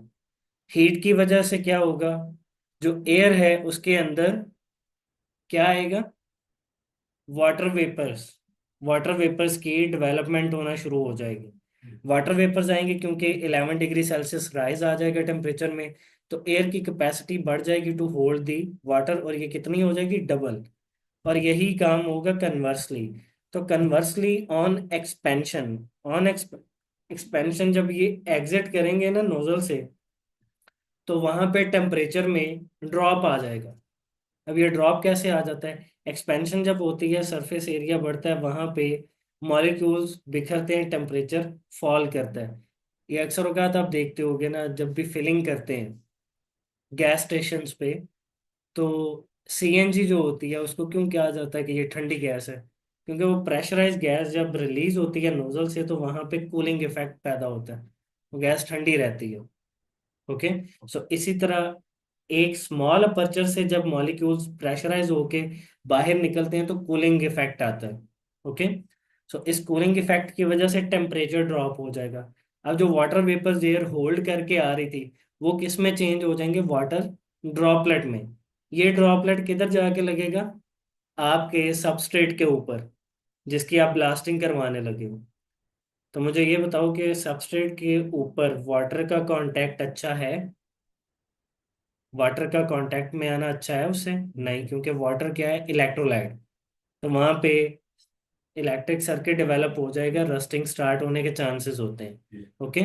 सो इसी चीज को अवॉइड करने के लिए, या फिर बाज औक़ात क्या होता है कि लुब्रिकेंट्स जो होते हैं मशीन के मूविंग पार्ट्स में, वो लुब्रिकेंट्स जो हैं वो लग लग के छोटे छोटे एटमाइज्ड पार्टिकल्स में चेंज हो जाते हैं, उनके भी वेपर्स बनने शुरू हो जाते हैं। वो और प्लस ये वाटर वेपर्स, ये जब आपकी मेन एयरलाइन से गुजरते हैं तो एयरलाइन पे ये इन्वर्टेड ग्लास डोम्स को इंस्टॉल किया जाता है, जिनको हम वेपर ट्रैप्स कहते हैं, कि ये वाटर वेपर्स और जो ऑयल वेपर्स हैं उनको निकाल के बाहर करते हैं। क्योंकि अगर ये वाटर वेपर्स या ऑयल वेपर्स रहेंगे तो ये आपके सबस्ट्रेट के साथ कांटेक्ट में आएंगे और उस पर कंटेमिनेशन कॉज करेंगे। ओके। सो इसी से बचने के लिए इनको हम इंस्टॉल करते हैं और इनको स्लाइटली ओपन ही रखा जाता है, ताकि जो भी वाटर या ऑयल वेपर्स आते हैं उनको निकाल के बाहर करें। देन कार्बन इम्प्रेग्नेटेड होज, इस कंप्रेसर के साथ कनेक्ट होता है होज, जिसमें से मेन एयर की और अब्रेसिव की सप्लाई जाती है। राइट। अब इस होज को कार्बन इम्प्रेग्नेट, इसके अंदर कार्बन क्यों अलाइन किया जाता है, उसकी रीजन है कि कार्बन जो है वो इलेक्ट्रिसिटी को पास नहीं होने देता। राइट। सो कार्बन जो है वो उसको बचा के रखता है जब भी ऑपरेटर, क्योंकि इसमें जो इलेक्ट्रिक लाइंस हैं वो डायरेक्ट डेडमैन हैंडल जहाँ पे नोजल लगी होती है बिल्कुल उसके साथ ही होता है। ऑपरेटर की अपनी सेफ्टी के लिए उसने उस ट्रिगर को दबाना है तो ब्लास्टिंग स्टार्ट हो जाएगी, जैसे ही वो छोड़ेगा ब्लास्टिंग स्टॉप हो जाएगी। तो वो जो लाइंस हैं, इलेक्ट्रिक सप्लाई की लाइंस हैं, वो डायरेक्ट उसके साथ कनेक्ट होती हैं। अब अगर उसका ऑपरेटर का हाथ लग भी जाता है खुदा न खास्ता, तो वो होज जो है उसको कार्बन इम्प्रेग्नेट इसीलिए किया गया है कि वो इलेक्ट्रिक शॉक से बचाए। ओके। अब इस होज का डाया कितना होना चाहिए, होज का डाया जो है वो रिलेटेड है नोजल के साइज से। और इसका इंटरनल डाया कितना होना चाहिए, at least 3 to 4 times the nozzle diameter. Nozzle का जितना डाया होगा, यानी वो अगर आप हाफ इंच की यूज कर रहे हो तो 3 या 4 गुना, यानी 1.5 से 2 इंच का इसका इंटरनल डाया होना चाहिए। Okay. So any specified blasting pressure refers to pressure taken at the nozzle. अब हमने अगर चेक करना है इस प्रेशर को, तो इस होज के अंदर हमारे पास होती है एक hypodermic needle. Okay. Hypodermic needle gauge होती है, उसके नीचे जिस तरह आपके पास नॉर्मली सिरिंज की सुई होती है उस तरह की सुई एक अटैच होती है, और ऊपर गेज लगा होता है जो कि आपको प्रेशर देता है पीएसआई में। ये अगर इसी डायरेक्शन में नोजल है, नोजल इस साइड से एग्जिट कर रही है, आप इसी डायरेक्शन में उस नीडल को अंदर होज में इंसर्ट करेंगे। होज के अंदर आपने इंसर्ट करना है, इंसर्ट करते ही वो जो ऊपर गेज लगी हुई है उसकी सुई मूवमेंट शो करेगी। तो वो किस मूवमेंट को शो करेगी, अंदर एयर का प्रेशर क्या आ रहा है। राइट। सो यहाँ से हम इजीली अपने एयर प्रेशर को भी मेजर कर सकते हैं। So needle is place through the hose, यानी उसके अंदर आप इंसर्ट करेंगे, नियर द नोजल, नोजल के करीब, with the needle facing toward the nozzle. तो नीडल किस तरह फेस करनी चाहिए, जिस साइड पे नोजल है उसी साइड पे नीडल फेस करनी चाहिए। नोजल्स आपके पास डिफरेंट यूज होती हैं, हाफ इंच की भी यूज होती हैं और 1/4 इंच की भी यूज होती हैं। इनके डिलीवरी प्रेशर में फर्क होता है। एक 103 क्यूबिक फीट पर मिनट पे डिलीवरी दे रही है, एक 413 क्यूबिक फीट पर मिनट पे। तो ये डिपेंड करेगा हमारी एप्लीकेशन पे। ओके, उसके हिसाब से नोजल की सिलेक्शन की जाती है। Now according to institution of gas engineers and safety regulation 21, ये सेफ्टी का स्टैंडर्ड है जो कि कहता है कि जब भी साइड पे ओपन ब्लास्टिंग चल रही है, ओके, तो वहां पे क्या पॉसिबिलिटी होती है, जब वो छट्टा लगता है तो उड़ के पार्टिकल्स किसी पर्सन को लगने का खतरा होता है। तो जब भी ओपन ब्लास्टिंग हो रही हो तो उस एरिया को फर्स्ट ऑफ ऑल तो सेग्रीगेट किया जाना चाहिए, उसको अकेला तन तना करना चाहिए। वहां पे कोई और पर्सन, अनऑथराइज्ड पर्सन वहां पे मौजूद नहीं होना चाहिए। और दूसरा, वहां पे सेफ्टी साइंस इंस्टॉल होने चाहिए कि ब्लास्टिंग अभी प्रोग्रेस में है, तो यहाँ पे कोई भी अनऑथराइज्ड पर्सन जो है वो एंट्री नहीं ले सकता। और जो बंदा ब्लास्टिंग कर रहा है वहां पे, उसके लिए जरूरी है कि वो अपने पर्सनल प्रोटेक्टिव इक्विपमेंट्स उनको यूज करें अपनी सेफ्टी के लिए। ओके, रेस्पिरेटरी प्रोटेक्टिव इक्विपमेंट्स हैं उनको यूज करें ताकि उसको रेस्पिरेशन में कोई प्रॉब्लम ना हो। इनको यूज करते हुए वो ब्लास्टिंग करेगा। तो होज जो है वो कार्बन इम्प्रेगनेट होना चाहिए to reduce the electric shock. Deadman handle जो है वो डायरेक्ट ऑपरेटर के कंट्रोल में होता है उसकी अपनी सेफ्टी के लिए। होज को आपने स्ट्रेट रखना है जितना भी हो सके पॉसिबल हद तक, to avoid kinks and blow outs, to maintain the pressure. Choking नहीं होनी चाहिए। होज अगर कहीं से बेंड हो गया ना, तो बेंडिंग होने पे क्या होगा, पीछे से प्रेशर तो आ रहा है लेकिन आगे नहीं जा रहा, राइट। तो वहां पे हो सकता है बाज अवत प्रेशर बिल्डअप भी हो जाता है, तो वो अच्छी चीज नहीं है। प्रेशर को मेंटेन रखने के लिए हमें क्या करना होता है, उस होज को मेंटेन रखना है, या फिर री इन्फोर्स्ड होजेस को यूज कर लें। ऐसे होज जिनमें बेंडिंग होती नहीं है, उनको बेंड ही नहीं किया जा सकता, उनकी बनावट ही ऐसी होती है कि वो बेंड ही नहीं होते हैं, ताकि कोई भी किंक्स ना आए उसके अंदर। ओके, चोकिंग नहीं होनी चाहिए। Use external bayonet type couplings continuously bonded. अब ये जितने भी ऑपरेटर होते हैं जो ब्लास्टिंग कर रहे होते हैं, इनका जो एयर फेड हेलमेट होता है उसके पीछे यहाँ पे, इस जगह पे, बिल्कुल नेक के पीछे एक अटैचमेंट की जाती है। उस पाइप की अटैचमेंट होती है जिसको हम बेयोनेट कपलिंग कहते हैं। इस बेयोनेट कपलिंग का काम क्या होता है, हमने डिस्कस किया है कि जब ब्लास्टिंग स्टार्ट होती है प्रेशर हाई है, ठीक है। वो जैसे ही डेडमैन हैंडल को ऑपरेट करेगा तो झटका लगता है इस तरह से, जो हेड की मूवमेंट है और बॉडी की मूवमेंट है ये इस तरह से डिस्प्लेसिंग होती है, ठीक है। इस ह्यूमन डिफेक्ट को बोलते हैं विप्लैश। क्या बोलते हैं? विप्लैश। इस विप्लैश से बचने के लिए और बॉडी पोस्चर को मेंटेन रखने के लिए ये बेयरनेट कपलिंग यूज की जाती है जो कि कॉन्टिन्यूअली बॉन्डेड होती है आपके सूट के साथ, ठीक है। और ये आपके हेड मूवमेंट को कंट्रोल करके रखती है, वो जो स्टार्टिंग में झटका लगता है उससे अवॉइड करती है ये जो होता है ये सूट के जी। साथ जी। मतलब ये उसके बाद जो जब हम लगाते हैं हाँ, तो वो तो आपको झटका लगने का खतरा डिस्प्लेसिंग होता हो है। जाएगी, वो जी। डिस्प्लेसिंग होने के चांसेस होते हैं। Okay, so operating pressure maintain करके रखेंगे 100 psi पे ही। करेक्ट प्रोटेक्टिव क्लॉथिंग यूज करेंगे, including direct air fed helmet. Visors को यूज करेंगे, लेदर के आर्पन्स, ग्लव्स, बूट्स और ईयर प्रोटेक्टर्स को यूज करना है, right. So that's all for today. If you guys have any question, किसी चीज की नहीं समझ आएगी आप पूछ सकते हैं। क्लियर?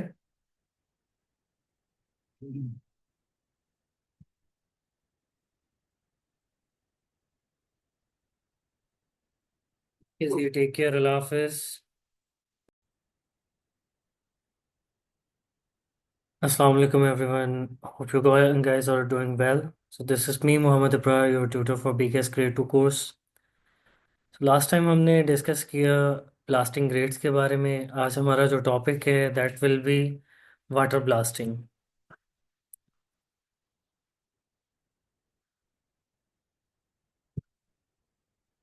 तो सरफेस को प्रिपेयर करने का एक और मेथड है जिसे हम वाटर ब्लास्टिंग के नाम से जानते हैं। Surface preparation methods using water are more environmentally friendly. Environmental friendly किस तरह से हो सकता है ये, क्योंकि ओपन ब्लास्टिंग में जिस तरह छट्टा लगता है और वो अब्रेसिव पार्टिकल्स जो होते हैं वो हवा में उड़ते हैं, लगने के चांसेस होते हैं।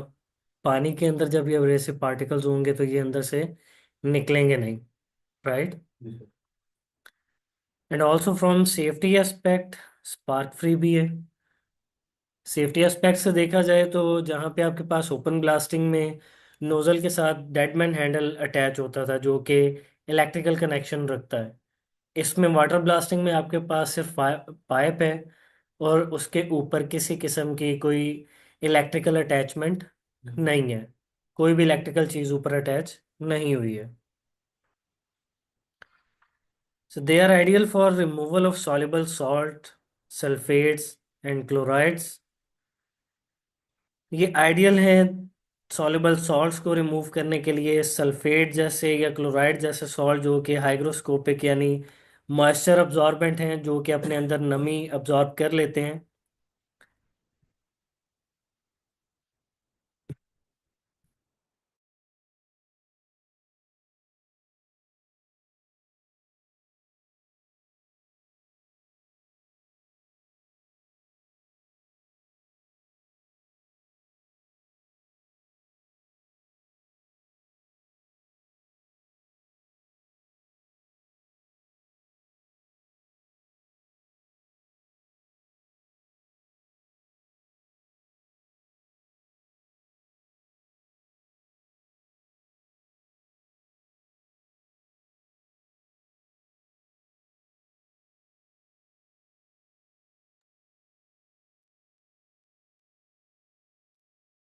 तो ऐसे सॉल्ट्स जो कि हाइग्रोस्कोपिक हैं, जो मॉइस्चर को अब्जॉर्ब कर लेते हैं, इनका अगर आपको कंप्लीट रिमूवल चाहिए तो आपको हाई प्रेशर की रेंजेस यूज़ करनी पड़ेंगी इसमें।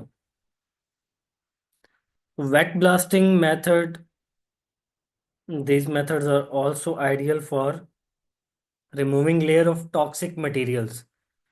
टॉक्सिक मटेरियल्स किस बिना पे इनको बोला जाता है, जब भी इनकी एप्लीकेशन हो जाती है तब इनका कोई नुकसान नहीं होता है।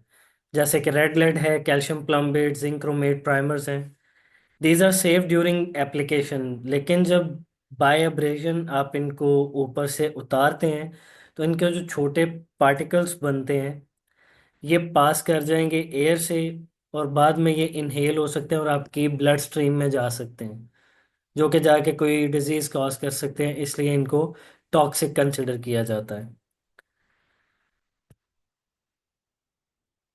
अब इसके फायदे होने के साथ साथ कुछ नुकसानात भी हैं।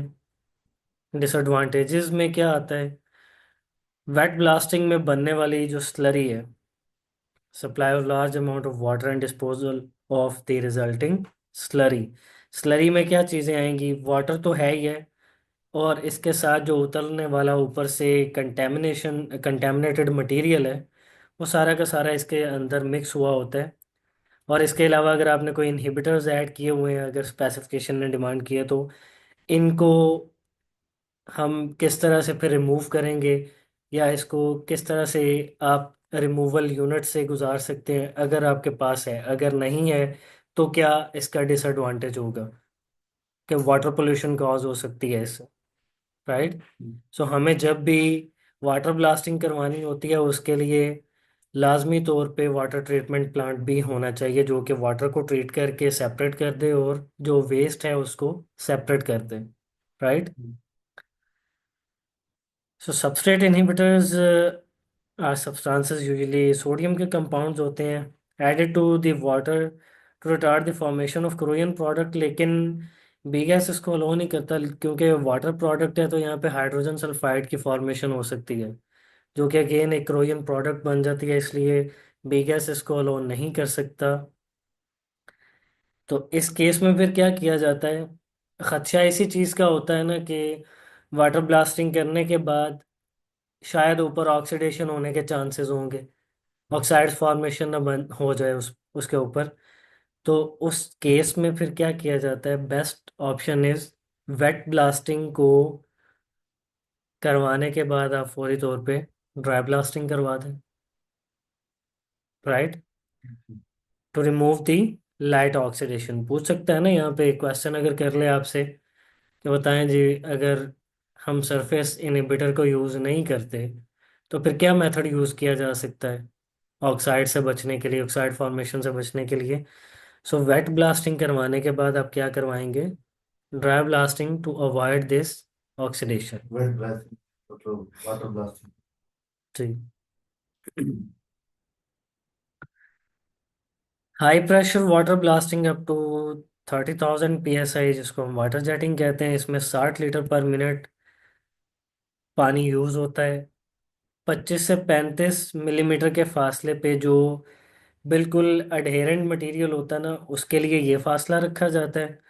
और जो लूजली बॉन्डेड मटेरियल होता है उनको रिमूव करवाना है तो वो अराउंड 250 mm के फासले पे रख के, लूज या फ्लेकिंग कहते हैं, ऑलरेडी उखड़ा हुआ मटेरियल जो कि बिल्कुल हल्का फुल्का लिंक कर रहा होता है, थोड़ा सा जुड़ा होता है साथ में, तो उसको उतारने के लिए इतना फासला रखा जाता है। खैर, जितना मर्जी आप प्रेशर बढ़ा लें, इतनी हाई प्रेशर रेंज पे भी ये प्रोफाइल को कट नहीं करेगा।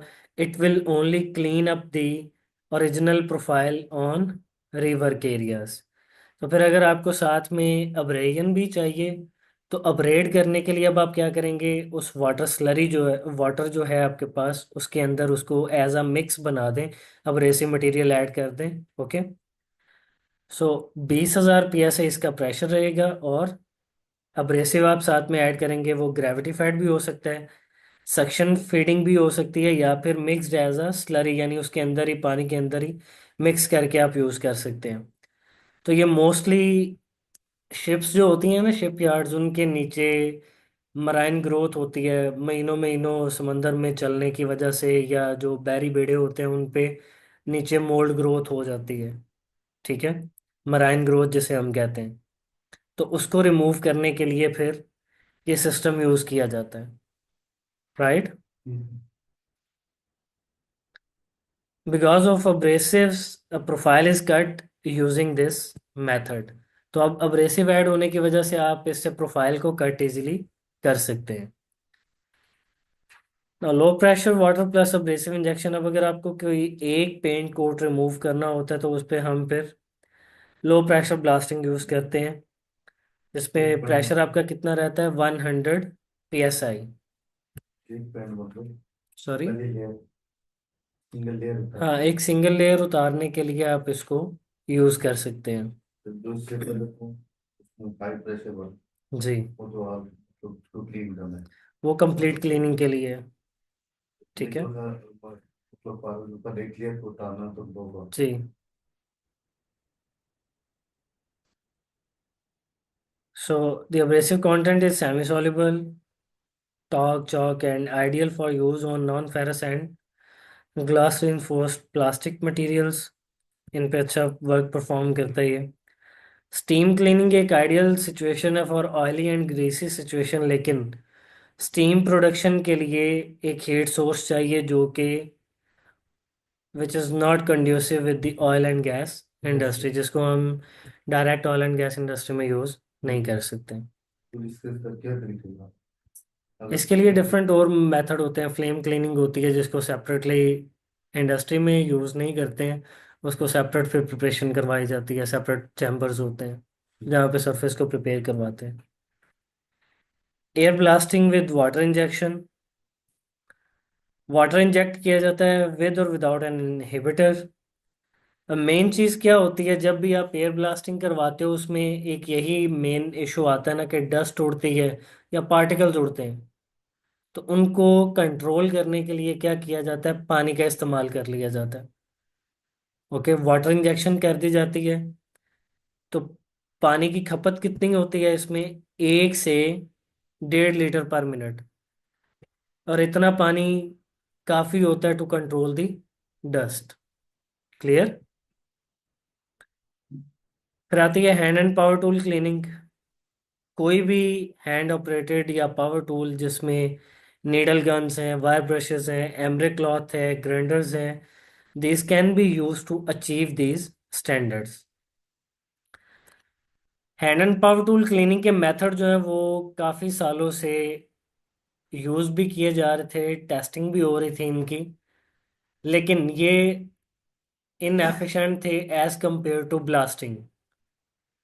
जब से ब्लास्टिंग कारआमद हुई है उसके बाद से इन मेथड्स को, जितने भी पहले कुछ मेथड्स यूज होते थे सरफेस को प्रिपेयर करने के, उनको अब उस तरह से अमल में नहीं लाया जा रहा। अभी ज़्यादातर ब्लास्टिंग ही चल रही है, right. So hand and power tool cleaning में इशू क्या आता था? सबसे बड़ा इसका disadvantage, lack of surface profile. बाजुकात क्या होता था कि बनी हुई प्रोफाइल को भी अगर आप इस तरह से ऐसे क्लीन कर रहे होते थे तो क्या होता था, जो एग्जिस्टिंग प्रोफाइल थी वो भी खत्म हो जाती थी। That was resulting in burnishing. अब बर्निशिंग क्या है? पॉलिशिंग है, यानी स्मूथ कर देना एक चीज को, जो अच्छा। ऑलरेडी रफ है उसको भी स्मूथ कर देना। तो फिर उस बर्निशिंग को बाद में ट्रीट करवाना पड़ता था by abrading with coarse emery paper. Coarse emery means तो प्लान चीज को किसी हैमर के साथ जैसे उसको। किसी रफ, ज्यादा रफ चीज के साथ उसको अपग्रेड करवाना, ताकि उसकी प्रोफाइल जरा अच्छी बन जाए। ओके। हमारे कटाई जिस में तरह से हमने उसमें, जो हमारे पास सरफेस कंपैरेटर्स हैं उसमें एक कोर्स की प्रोफाइल देखी थी, उसी तरह का एक एमरे पेपर होता है जिसको हम ग्रिड पेपर भी कहते हैं, रेगमार, उससे पकड़ के इसको इस तरह से रफ किया जाता था। ठीक है। ये क्वेश्चन कर सकता है यहाँ पे भी अगेन, कि अगर बर्निशिंग हो जाए तो उसको किस तरह से ट्रीट किया जाता था। So that was treated with coarse emery paper. Okay. Hand and power tool cleaning में दो मेथड्स आ रहे हैं, ST2 है और ST3 है। ST2 is for thorough hand and power tool cleaning, ST3 is for very thorough hand and power tool cleaning. तो ST2 state करता है कि अगर विदाउट मैग्निफिकेशन व्यू करें तो सरफेस आपकी फ्री होनी चाहिए from any type of grease and dirt and from poorly adherent mill scale, rust, paint coatings and foreign matter. यानी इनमें से कोई भी चीज़ ऊपर मौजूद नहीं होनी चाहिए। वेरी थॉरो में अगेन वही चीज़ है, as for ST2, but surface shall be treated much more thoroughly to give a metallic sheen arising from the metallic substrate। यानी इसको भी ST2 की तरह ही रिक्वायरमेंट इसकी भी वही है कि कोई चीज़ ऊपर नहीं होनी चाहिए, लेकिन इसको ज़रा ज़्यादा एफिशिएंटली इसके प्रोसेस किया जाता है ताकि नीचे से स्टील की जो ओरिजिनल मेटालिक शीन है, जो उसका ओरिजिनल मेटालिक कलर है, वो निकल आए। ओके।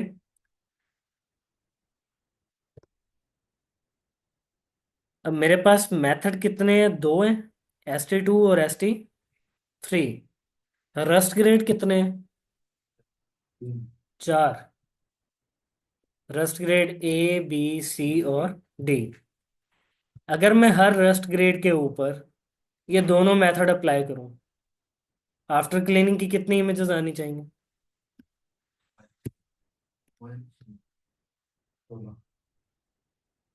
16 कैसे? सब जो था तो फिर दो मेथड है, हर रस्ट ग्रेड पे करो। A के लिए दो, B के लिए दो, C के लिए दो, D के लिए दो। ऐड करो, कितने हुए? 8। 16 कैसे हो गए? हम्म। सो 8 इमेजेस बनेंगी आफ्टर क्लीनिंग की, जिसमें जो रस्ट ग्रेड ए है उस पे मिल स्केल इतनी अडेरेंट है कि उस पे ST2 और ST3 का कोई इफेक्ट ही नहीं है, राइट। ST2 और ST3 का रस्ट ग्रेड ए पे कोई असर नहीं है, जैसा सबस्ट्रेट भेजेंगे वैसा ही आ जाएगा वापस आपके पास, यानी उसके ऊपर कोई इफेक्ट नहीं होगा आफ्टर क्लीनिंग का, अपग्रेड करने के बाद भी। ओके। सो अब ये दोनों पिक्चर्स एग्जाम्प्ट हो गई अंदर से, ये निकल गई। अब कितनी बची? 8 में से दो निकल गई, 6। तो यानी बननी कितनी चाहिए थी? 8। एक्चुअल में कितनी बन रही हैं? 6। क्लियर? ओके। इसके बाद इसकी लास्ट लाइन देखें कि नीडल गन्स और जेसन हैमर्स जो हैं, they are used and they tend to leave a very coarse emery profile, which invariably needs to be reduced by abrading with emery or grinding. अब needle gun से जो profile बनती थी या Jason hammer से जो प्रोफाइल बनती है, ये बहुत कोर्स प्रोफाइल दे देते हैं। तो अब उसको किस तरह से हम कम कर सकते हैं या कंट्रोल किस तरह से कर सकते हैं, उसको ऊपर से फिर रफ किया जाता था, यानी प्लेन किया जाता था विद एमरे पेपर, या उसके ऊपर से थोड़ी ग्राइंडिंग कर दी जाती थी प्रोफाइल की। Okay, then we have flame cleaning, not likely to be used on oil and gas plants. इसको हम यूज़ नहीं करते हैं ऑयल एंड गैस प्लांट्स पे। हाँ, लेकिन सरफेस को प्रिपेयर करने के लिए ये एक ऑथेंटिक मेथड है with photographic standards. So BS 7079, ISO 8501, again वही स्टैंडर्ड है, 055900। इसमें 4 फोटोग्राफिक स्टैंडर्ड आते हैं इसके फ्लेम क्लीनिंग के for the original rust grades. A to D 4 pictures आती हैं। डेजिग्नेशन उनकी दी जाती है AFI, BFI, CFI and DFI। So there is only one flame cleaning standard for each rust grade. तो सिर्फ एक ही क्लीनिंग इमेज आती है, एक ही क्लीनिंग स्टैंडर्ड आता है हर रस्ट ग्रेड के लिए। अब ये इसकी फ्लेम क्लीनिंग जो है वो वर्क किस तरह से करती है, on principle of expansion. Her material का कोफिशिएंट ऑफ एक्सपेंशन डिफर करता है ना, कुछ मटेरियल ज़्यादा फैलाव देते हैं, कुछ कम फैलते हैं। फिर कॉन्ट्रैक्शन भी इनकी डिफरेंट रेट पे होगी एट डिफरेंट टेम्परेचर्स। तो मिल स्केल जो है वो केमिकली बॉन्डेड होती है स्टील के साथ ना। तो जैसे ही एक्सपेंशन होगी या कॉन्ट्रैक्शन होगी, एक्सपेंशन या कॉन्ट्रैक्शन पे मिल स्केल का और स्टील सबस्ट्रेट का जो केमिकल बॉन्ड है वो टूट जाएगा। ये बॉन्ड जब टूटेगा तो उसके बाद मिल स्केल ऊपर से फ्री हो जाएगी। यहाँ पे डिहाइड्रेशन है कि आप उस क्रोयन प्रोडक्ट पे डायरेक्ट फ्लेम जब देते हो तो उसके अंदर से वो फिशर्स या जो आपके पास अंदर कोई क्रोयन प्रोडक्ट के अंदर कोई मॉइस्चर वगैरह आया हुआ है वो सारा निकल जाता है, और उसके बाद आपको आपके पास सिर्फ रहेगा ऊपर रस्ट ऑक्साइड। उस लेयर को आप ऊपर से इजीली वाइप आउट कर सकते हो। और थर्ड इज हीट पेनिट्रेशन।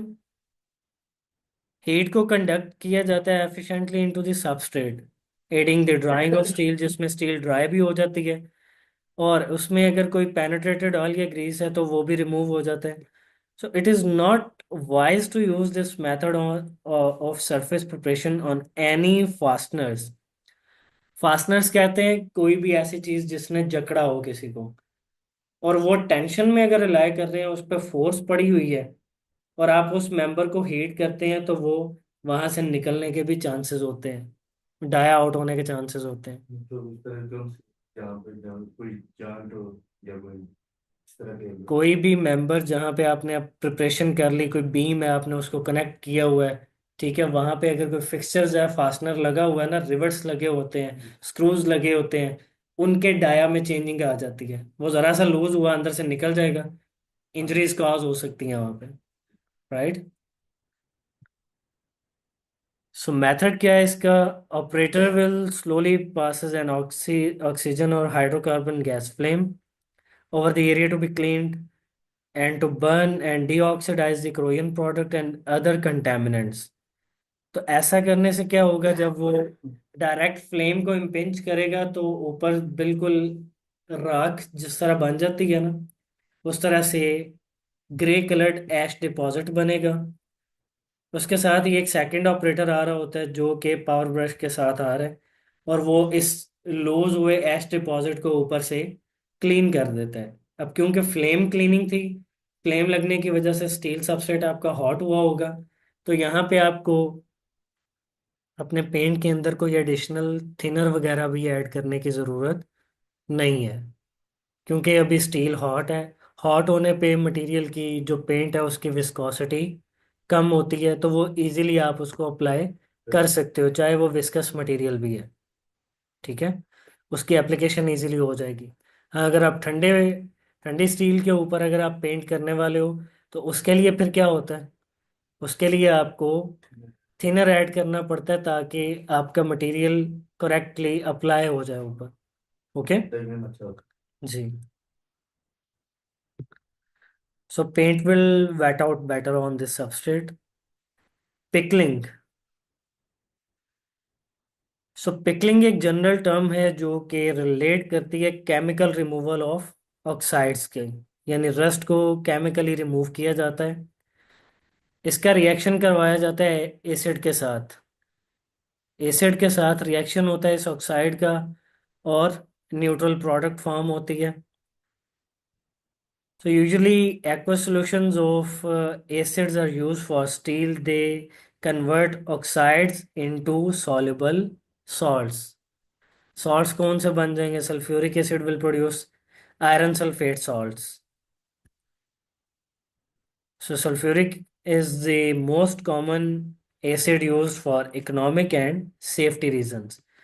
अब सल्फ्यूरिक एसिड का बात तो हम दे देते हैं। ये तो होगी पिकलिंग। इस सिस्टम को फुटनर डुप्लेक्स भी कहा जाता है, लेकिन तब जब सल्फ्यूरिक एसिड का बात देते ही हम फॉस्फोरिक या क्रोमिक एसिड का बात देते हैं। सल्फ्यूरिक एसिड का बात दिया, साथ ही आपने एक दूसरा बात प्रिपेयर किया हुआ है फॉस्फोरिक या क्रोमिक एसिड का। तो उसके अंदर आपने अपने मेंबर को डिप करवाया for a specific time at a specific temperature. है, टाइम हो गया करने वो पड़ेगी। हम अभी आगे देखते हैं इसको। सो फुटनर डुप्लेक्स, ये चीज माइंड में रख लें कि फुटनर डुप्लेक्स कब कहलाएगा? जब सल्फ्यूरिक एसिड का बात दिया और अंदर आपने कोई और प्रोसेस नहीं किया, डायरेक्टली निकाल के उसको आपने सल्फ्यूरिक एसिड जो क्रोमिक या फॉस्फोरिक एसिड है उसका बात दे दिया। ओके। एक एसिड से निकालते दूसरे एसिड में जी। उसको क्लीन करके। क्लीन करना है। जी। तो कोई भी ऑयल ग्रीस जो है उसको रिमूव कर देना है by using a suitable solvent. Oil या ग्रीस अगर आपको देखना है तो आप यूवी लाइट यूज़ कर सकते हो। यूवी लाइट में आपको येलो या ग्रीन कलर की इंडिकेशन मिल जाएगी इसकी। ठीक है। सो टोटली आप इमर्स करवाएंगे इसको in a bath of sulphuric acid.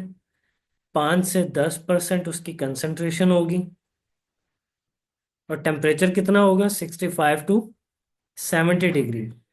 और इसका टाइम वेरी कर सकता है 5 से 25 minute, dependent upon degree of contamination, कि वो कितनी कंटेमिनेटेड है। जितनी ज्यादा कंटेमिनेशन होगी आप उस पर उतना ज्यादा टाइम स्पेंड करेंगे। राइट।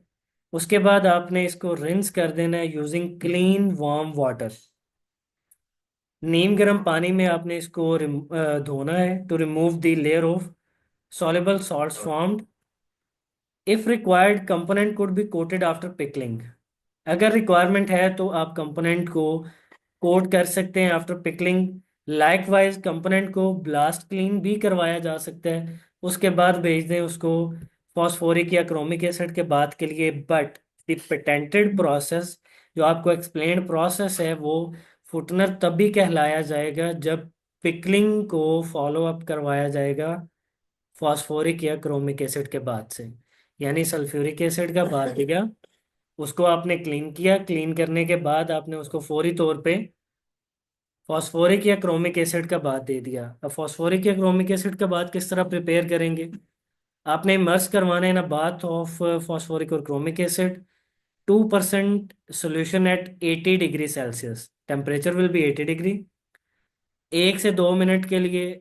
और उसके अंदर आपने साथ में 0.5% आयरन फिलिंग्स भी ऐड करनी है, आयरन फिलिंग्स, और साथ में एक इनहिबिटर, ताकि एम्ब्रिटलमेंट कॉज ना हो। अब आयरन आयरन फिलिंग्स जो है वो ऐड कर रहे हैं हम आयरन फॉस्फेट या आयरन क्रोमेट बनाने के लिए, क्योंकि ये एसिड जब रिएक्ट करेगा तो आयरन फॉस्फेट या आयरन क्रोमेट, जो भी आप एसिड यूज करेंगे, अगर फॉस्फोरिक यूज करते हैं तो आयरन फॉस्फेट बनेगा, अगर क्रोमिक एसिड यूज करते हैं तो आयरन क्रोमेट बनेगा। तो ये एक बारीक सी लेयर होगी जो कि स्टील के ऊपर बन जाएगी फॉर अ लिमिटेड टाइम, और ये एक रस्ट प्रिवेंटिव लेयर का काम करेगी, जो कि स्टील के ऊपर रस्टिंग या ऑक्साइड फॉर्मेशन नहीं होने देगी। ओके। फिर आप इसको रिंस करवाएंगे, यानी धो लेंगे क्लीन वाटर से, और उसके बाद इसकी पीएच वैल्यू चेक कर लेंगे पीएच इंडिकेटर से। तो पीएच वैल्यू इसकी कितनी होनी चाहिए?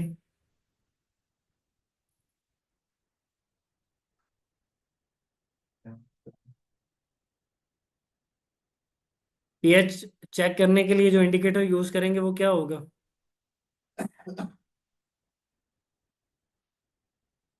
लिटमस। लिटमस पेपर को यूज कर सकते हैं indicator such as litmus, okay, या फिर पीएच इंडिकेटर स्ट्रिप्स को यूज किया जाता है। तो इनको यूज करते हुए आप अपने मेंबर की पीएच को चेक कर सकते हैं। अब पीएच अगर 7 से अबव जा रही है तो वो अल्कलिनिटी यानी बेसिक शो करेगी खुद को, और अगर ये 7 से लेस आ रही है तो एसिडिक शो करेगी। ओके, सो इसकी रिक्वायरमेंट कितनी है फुटनोटोप्लेक्स के लिए, या जो पिकलिंग है पिकलिंग के लिए आपके पास कितनी आनी चाहिए pH value? PH value should be in the region of 4.5 to 7.0, that is slightly less acidic than household vinegar। जो सिरका होता है ना उससे थोड़ी सी कम एसिडिक होती है ये बस। देन वेपर डीग्रीसिंग, ये मेथड कभी पहले यूज हुआ करता था। अभी जब से इन्वायरमेंटल प्रोटेक्शन एक्ट ने पाबंदी लगाई हुई है हार्मफुल सॉल्वेंट्स को यूज करने पे, तब से हम इसको यूज नहीं करते हैं। इस मेथड में होता क्या था, आपने अपनी स्टील को लिया और हैंग कर दिया, नीचे आपके पास सॉल्वेंट बाथ है और उसमें स्ट्रॉन्ग हाइड्रोकार्बन सॉल्वेंट्स को यूज किया जाता था।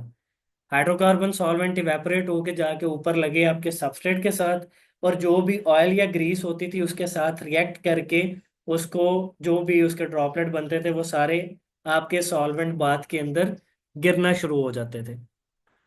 Okay,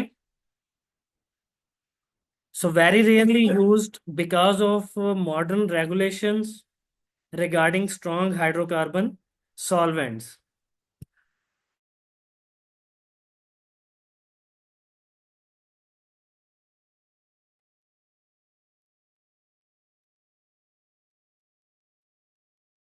Then we have weathering।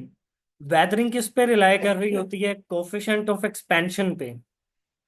Coefficient of expansion properties आती हैं as mentioned in flame cleaning. अब वेदरिंग का इफेक्ट क्या होता है? आपने अपनी स्टील ली, उसको स्टॉक यार्ड में रख दिया।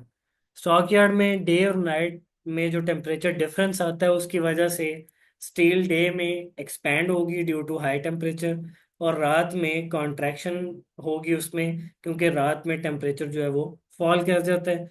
तो ये डे एंड नाइट का जो टेम्परेचर डिफरेंस आएगा इसकी वजह से ऊपर मौजूद जो मिल स्केल होगी वो अगेन उसका केमिकल बॉन्ड जो है वो ब्रेक हो जाएगा, टूट जाएगा। अब स्टील जो है वो ओपन टू एटमॉस्फेयर है, उसके ऊपर क्रोजन प्रोडक्ट फॉर्म हो सकती हैं, सल्फेट सॉल्ट्स फॉर्म हो सकते हैं। ओके, सो ये कुछ मेथड्स हैं जिनको हमने डिस्कस किया सरफेस को प्रिपेयर करने के लिए। ये सभी मेथड्स यूज हुआ करते थे, लेकिन जब से ब्लास्टिंग यूज में है तब से इन मेथड्स को अब यूज नहीं किया जाता, क्योंकि ये इनएफिशिएंट भी थे और उसके साथ साथ टाइम कंज्यूमिंग भी थे। प्रोडक्टिविटी बहुत ज़्यादा नहीं थी, तो जब से ब्लास्टिंग होना शुरू हुई है तब से प्रोडक्टिविटी भी इंक्रीज हो चुकी है।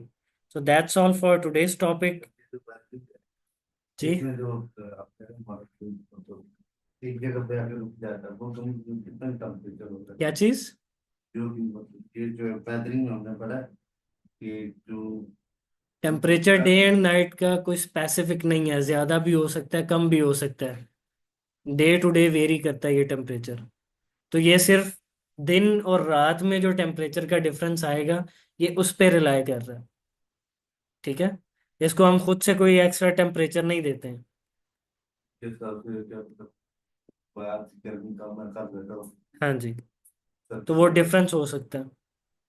ठीक है, एनी अदर क्वेश्चन? एक चीज होती है। जी,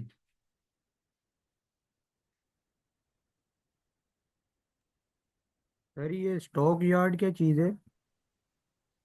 स्टॉक यार्ड होता है स्टॉक होता है ना आपका, जो उसको स्टोर करने की जगह होती है, उसको बोलते हैं स्टॉक यार्ड। एक यार्ड का एरिया आपने स्पेसिफिकली रखा हुआ है सिर्फ अपने मटेरियल को स्टोर करने के लिए, उसको स्टॉक यार्ड कहते हैं। ओके। सर इसके अंदर टेम्परेचर और ह्यूमिडिटी वगैरह कंट्रोल की होती है या बस ऐसे ही नॉर्मल टेम्परेचर? नहीं, नॉर्मल टेम्परेचर होता है आपका। अच्छा ठीक है।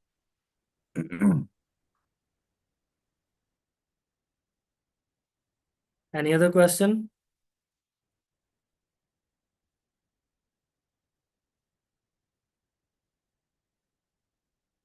हाँ sir. That's all for today's topic. Next हमारा टॉपिक होगा surface contaminants and test for detection. Okay guys, take care, अल्लाह हाफिज।